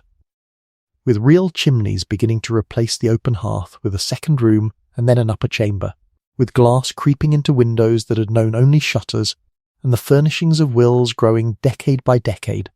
more pewter, more brass, more bedding, more spoons, the modest archaeology of comfort, until by the 15th century much of lowland England had been physically rebuilt, timber frame by timber frame, by the great-grandchildren of the plague generation, and some tens of thousands of those post-plague farmhouses stand yet, black and white along the lanes of Kent and Suffolk and Herefordshire, lived in still their oak frames, tree ring, dated to the very decades we have been drifting through, holding up bedrooms in which, at this hour, people are lying warm under blankets falling asleep, entirely unaware that the beams above them were felled and squared and raised by men whose fathers had buried half a village and who framed a house, as they did everything, to last. It is the gentlest kind of monument there is, a house that is still a house, a roof still keeping out the rain of a different millennium, and it may be the truest emblem of the whole strange aftermath. That England's answer to the emptying of the land was, in the end, domestic, not monumental, 10,000 warmer kitchens, 10,000 tighter roofs. A country quietly furnishing itself for the long peace of ordinary evenings, which is exactly the peace, if all is well, that is settling over you now. The towns, too, found their voice in the after years, and it was a surprisingly festive voice, which is worth lingering on, because nothing corrects the grey picture of the late Middle Ages so thoroughly as the discovery of what the plague-scarred towns actually chose to do with their new wealth and their hard memories. They threw processions. In the decades after the mortality, the midsummer feast of Corpus Christi, a celebration of the sacrament carried through the streets, grew into the greatest civic festival of the English year, and in York and Coventry, Chester and Wakefield, the craft guilds took to performing, each from its own decorated pageant wagon rolled through the streets from dawn to dusk. Whole cycles of plays that told the entire story of the world, creation, flood, nativity, passion, doomsday, in English verse, with the shipwrights building Noah's Ark, naturally, and the goldsmiths dressing the three kings, and the bakers, with a certain professional confidence, presenting the Last Supper, and the pinners and painters raising Christ on the cross, ordinary tradesmen, the sons and grandsons of the plague generation, standing up on wagons in their own marketplaces to act out the whole meaning of things. For their neighbours, with jokes, with shepherds who complained about taxes and wives, with a Noah's wife who boxed Noah's ears and had to be carried aboard the ark, because these were people who had learned, in the hardest school there is, that laughter and doomsday could share a street. And their theatre, rowdy, reverent, communal, homemade, was the direct ancestor, scholars agree, of the playhouses of Elizabethan London 2 centuries on, so that when the son of a Stratford Glover walked out on a stage to remake the world's drama, he stood, though he never knew it, on the shoulders of the wagon plays, which stood on the guilds, which had been welded into brotherhood by the burials of the great pestilence, and history is like that, all the way down. Joy standing on the shoulders of sorrow, standing on the shoulders of older joy.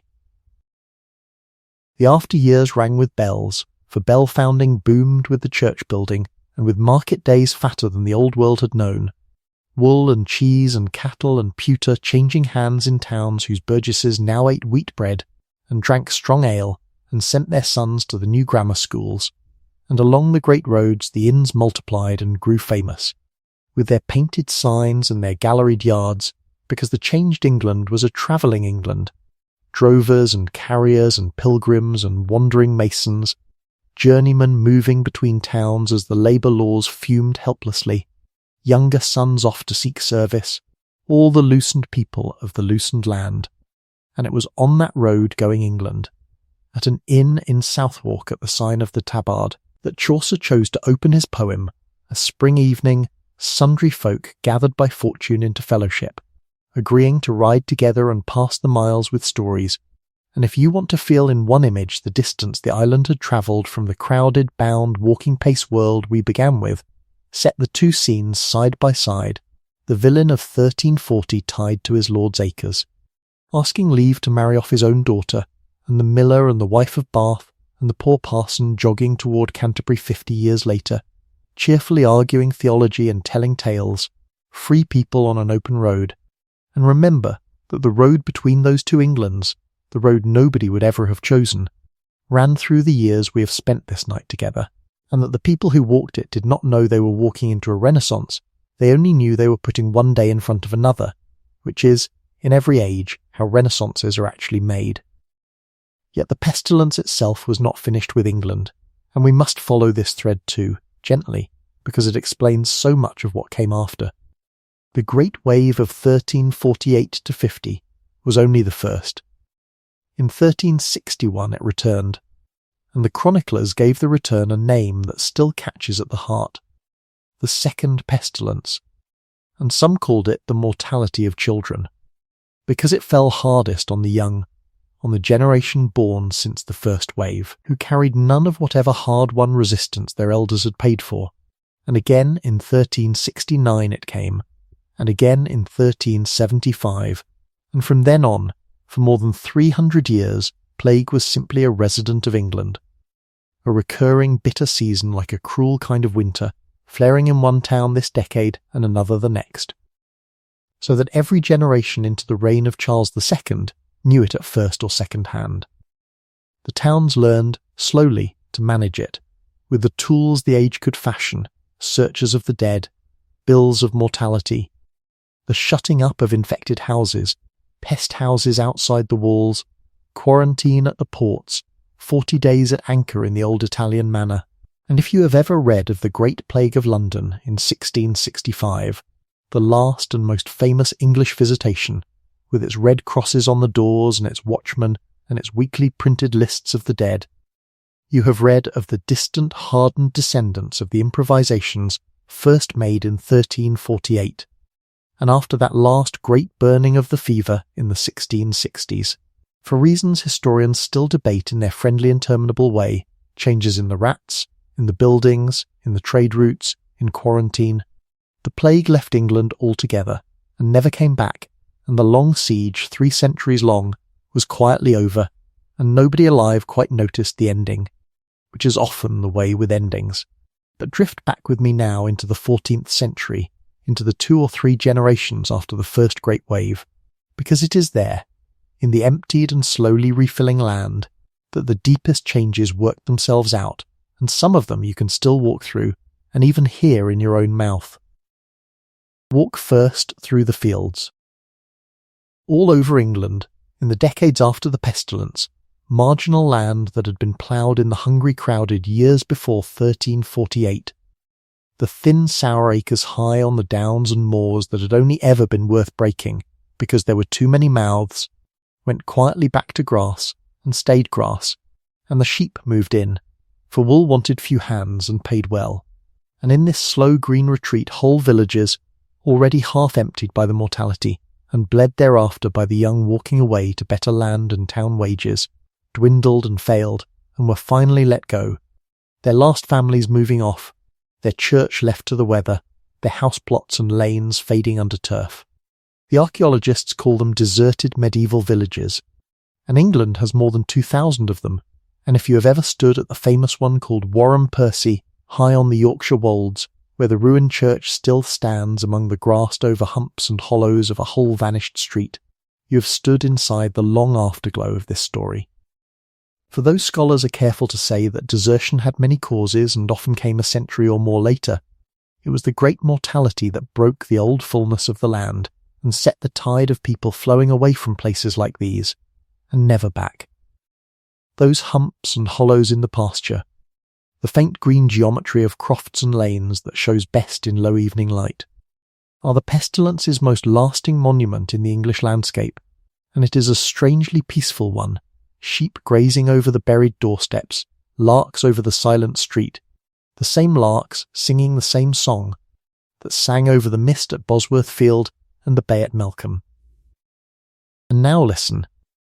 because the changes reached even into the language, into the very words this story is being told in. When the pestilence came ashore, English, the old tongue of the conquered, had lived for nearly 3 centuries in the shadow of French. The tongue of the conquerors, the language of the court, the law, the schoolroom and polite ambition, and Latin above them both.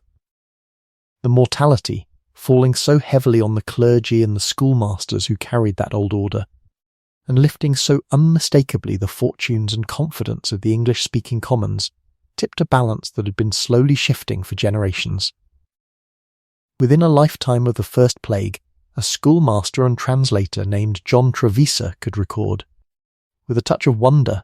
that in all the grammar schools of England children had left French and construed their lessons in English.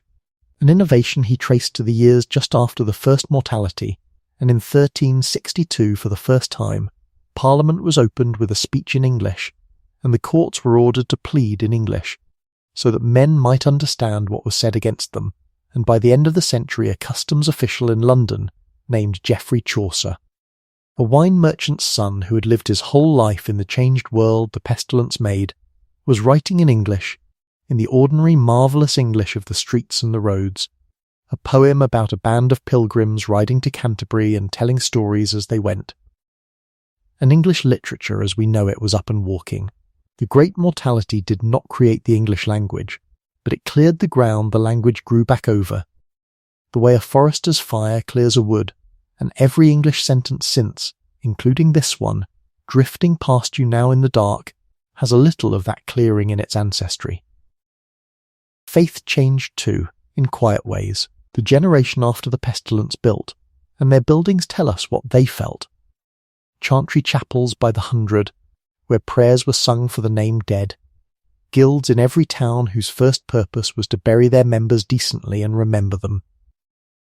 Brasses and tombs bearing for the first time in numbers the images of ordinary merchants and their wives, not just knights and bishops, as if the mortality had taught the middling sort that they too were worth remembering.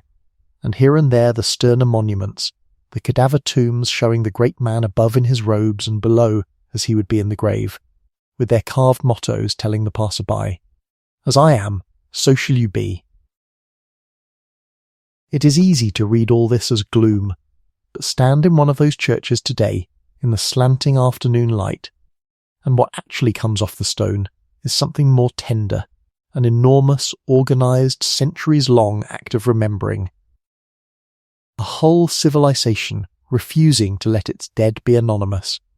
and if the pestilence had tried to teach England that human beings were as cheap as grass,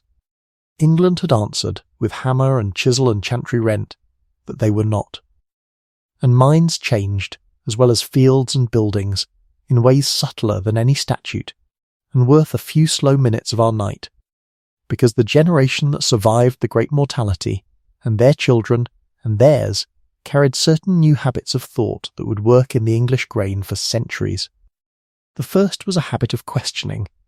It was not unbelief, far from it. The age after the plague was intensely, inventively devout. But it was a laity that had seen the institutions of the church suffer and stumble like everything else, had watched parishes stand priestless, had heard the bishop himself say that in the last necessity confession might be made to a layman or a woman. And something of that emergency permission never quite went back in the bottle, a sense growing quietly down the generations that the soul's business was at bottom the soul's own, that God's ear was not reserved to the ordained. Within 30 years of the first pestilence, an Oxford scholar named John Wycliffe was arguing that Scripture should be in English so that every ploughman could hear it plainly, and his followers, the Lollards, were carrying hand-copied English Gospels along the same roads the plague had walked. And though the movement was driven underground, the underground ran on, a warm hidden watercourse, all the way to the English Bibles and the great religious quarrels of the Tudor age, and historians tracing that long river of English descent, of chapel and conscience and awkward questions asked from the back of the room, find its springs rising, again and again, in the shaken, self-reliant, sermon-hungry parishes of the post-plague world. The second habit was a certain unsentimental realism, a way of looking at death, and therefore at life without flinching, that stamps everything the later 14th century made. This is the England of Piers Plowman, that great rough dream poem of the ploughing folk, where the field full of folk labours between the tower of truth and the dungeon of wrong and famine and pestilence stride through the verses as familiar neighbours, and of the alliterative elegies, and of Chaucer, whose pilgrims include a pardoner cheerfully peddling fake relics, and whose most chilling tale sends 3 revellers out in plague time to find death under an oak tree. A story every listener understood in their bones, because every listener had lived it. And it is the England of the cadaver tombs and the dance of death we spoke of earlier, an imagination that had stopped averting its eyes. And yet, and this is the marvellous thing, the same imagination was capable of the tenderest consolation in the language, for out of these very decades comes a small anonymous poem called Pearl, a father grieving a dead little daughter, his Pearl slipped through the grass into the ground, who dreams he meets her grown and glorious on the far bank of a river he cannot cross, and she teaches him, patiently, as daughters do, that she is not lost, and out of these decades too comes the anchoress Julian of Norwich, who as a young woman in the plague-scarred city fell gravely ill herself, and in her fever received visions of which she spent 40 quiet years writing. in the first book we possess written in English by a woman, and whose conclusion, distilled from a lifetime's pondering in a walled cell in a city the pestilence had repeatedly burned through, was that love was the meaning, and that all shall be well, and all shall be well, and all manner of things shall be well. Words which have been carried like a lamp down all the centuries since, into anthologies and hospital bedsides and funeral orations, and which are, when you consider their provenance, not soft words at all, but the hardest one sentence in English, minted at the very bottom of the very darkest valley the island ever crossed, by someone who had seen everything we have seen tonight and looked further still, and found the flaw of the universe kind. Let that sentence keep you company for a moment, in Julian's own ordering, all shall be well, and all shall be well, and all manner of things shall be well, and notice that it does not say that nothing shall be hard. It had already been hard beyond telling. It says that hard is not the last word, that the story bends, in the end, toward mending, and everything we have traced tonight. The wages and the yeomen, the towers and the angel roofs, the English tongue finding its voice, the colleges rising, the villages sleeping green under the sheep. Is that sentence written out in the landscape, in oak and stone and grass, by people who had every reason to despair, and instead, with the stubborn practical hopefulness of their kind, planted, built, sang, married, remembered, and carried on. The land itself keeps the memory in small ways, if you know where to look, and looking for them makes a gentle last walk before we turn for the coast. In hundreds of village churches, scratched faintly into the soft stone of pillars and doorways, survive the little marks the plague generations left with their own hands, medieval graffiti, crosses cut for vows and safe returns.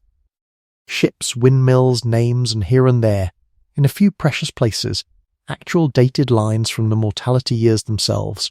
most famously in a tower at Ashwell in Hertfordshire,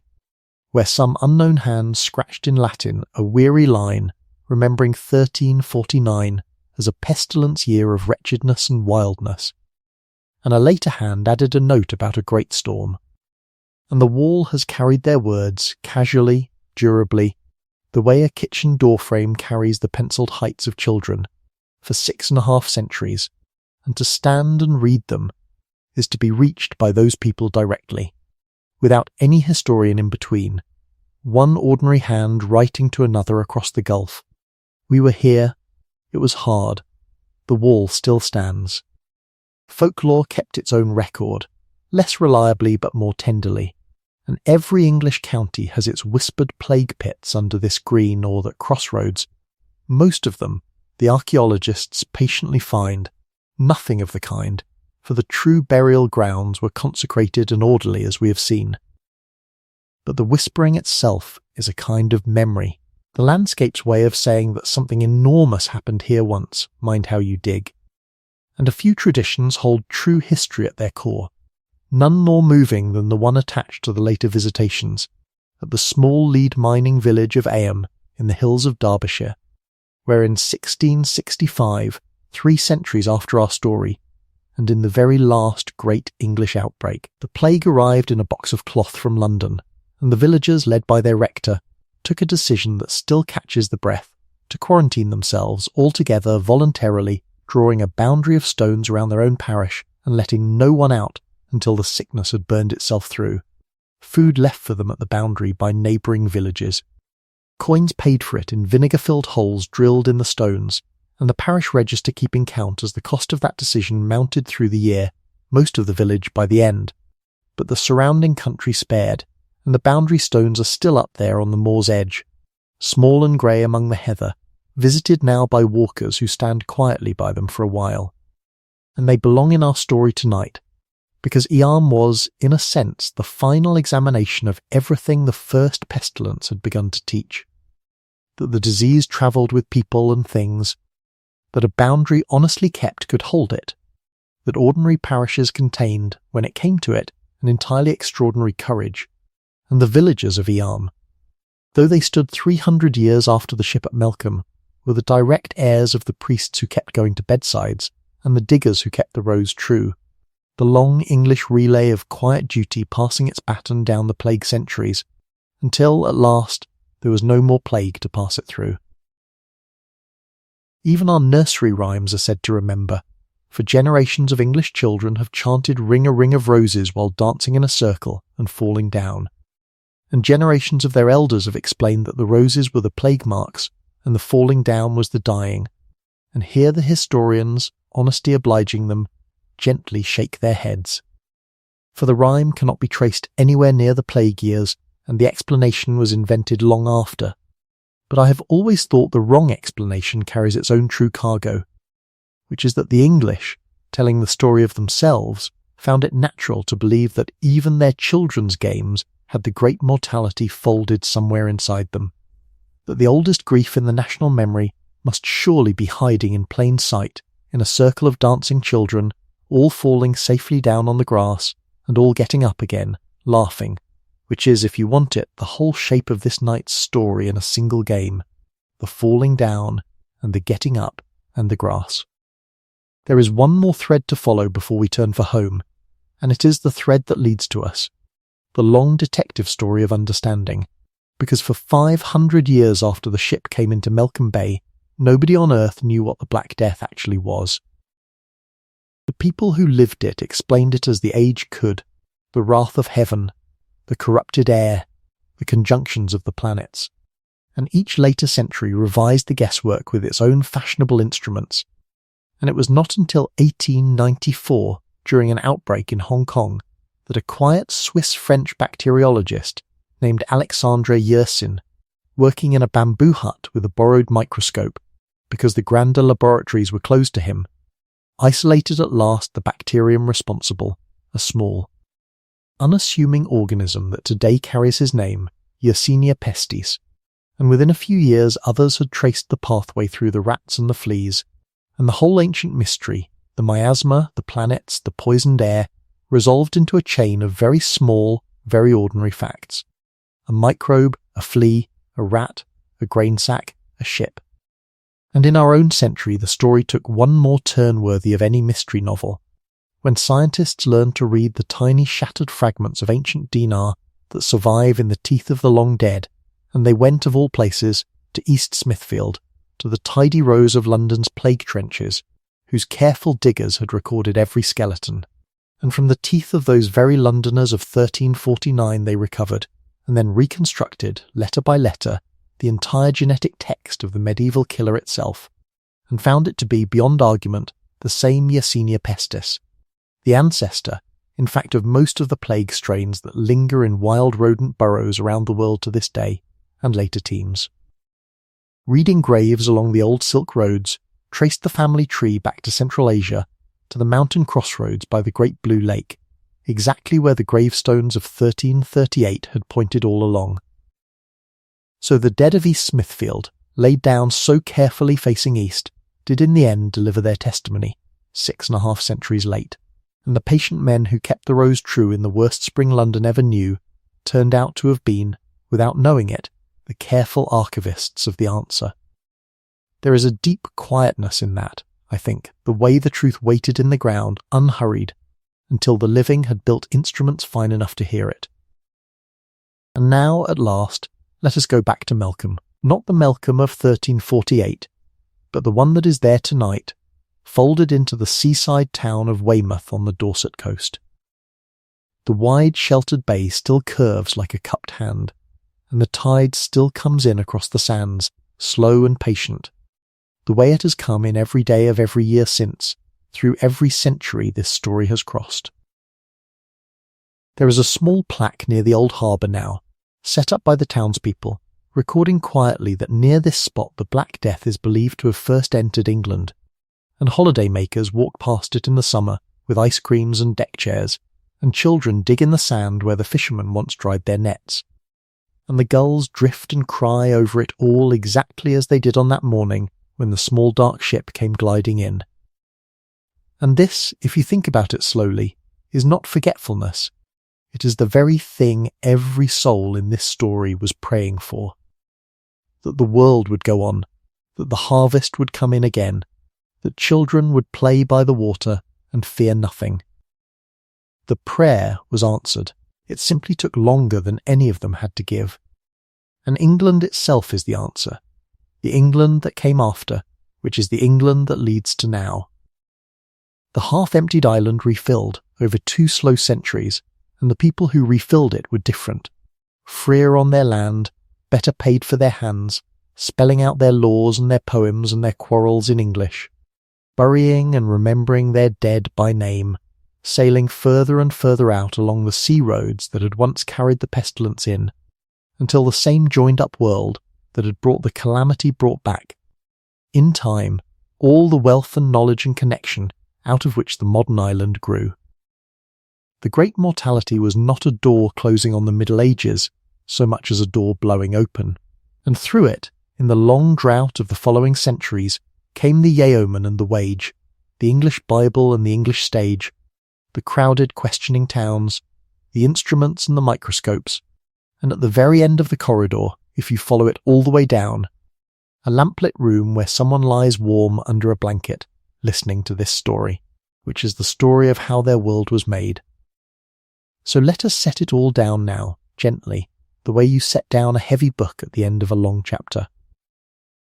Let the marmots go back to their burrows in the far grass ocean, and the caravans roll on out of sight along the silk roads. Let the galleys of Genoa furl their sails, and the small dark ship at Melcombe swing quietly at her mooring in the summer haze. Let the bishop fold his letter, and the ploughman's wife rest her hand on his quiet head, and Friar Klin lay down his pen beside the parchment he left for us. Let the reapers take their new penny and their dinner, and the boy king ride home from Smithfield, and the villages on the high downs settle under their green turf, sheep grazing over the buried doorsteps, larks rising over the silent streets. Let the bells of London fall silent one by one, not in mourning now, but in rest, the way bells hang quiet in their towers through the night between the ringing days. All of it happened, and all of it is over. Long, long over. And none of it needs anything from you tonight. No verdict, no grief, no vigilance. History does not disappear. It only becomes the ground beneath our feet, the humps and hollows in the evening pasture, the words in our mouths, the immunities in our blood, the plaque by the harbour that the holiday makers pass with ice creams, the quiet in an old church at the end of the afternoon. It holds us up without our ever noticing it is there, the way the ground holds up a sleeper. And now there is nothing more you need to hold in your mind at all. You can let the whole 700-year story drift away into the dark, like a fleet of small boats slipping their moorings one by one out onto a calm black tide, growing smaller and fainter until they are only pale points, and then nothing at all, only the soft dark and the quiet, and your own slow breathing, going in and going out, like a tide that has nowhere to hurry to. Are you still awake? If you are, there is another quiet story waiting for you on the screen, ready to carry you gently on through the night, so you need never lie alone in the dark with your thoughts. And if you have found some comfort here tonight, you are welcome to leave a like and to subscribe, but only if you truly enjoy these long nights of history, and you might tell me, down in the comments, where in the world you are listening from, and what the hour is where you lie, so that others, awake in their own dark rooms far away, may know that they have quiet company all across the sleeping earth. But there is no need to do anything now. There is nothing left to do. Let your shoulders grow heavy, and your hands grow soft, and your breath grow slow and deep and even. Let the blanket hold you, the way the turf holds the old villages, kindly and for as long as needed. The story is over. The lamp is dim. The tide is coming in at Melcombe, slow and patient, under the same white gulls, and the green island is asleep, all its bells hanging quiet in their towers, and the patient stars are turning slowly overhead, as they turned over the ploughman and the friar and the king, and will turn over us all, long after our own small stories have become the ground beneath somebody's feet. Close your eyes now. Rest, good night, and sweet dreams.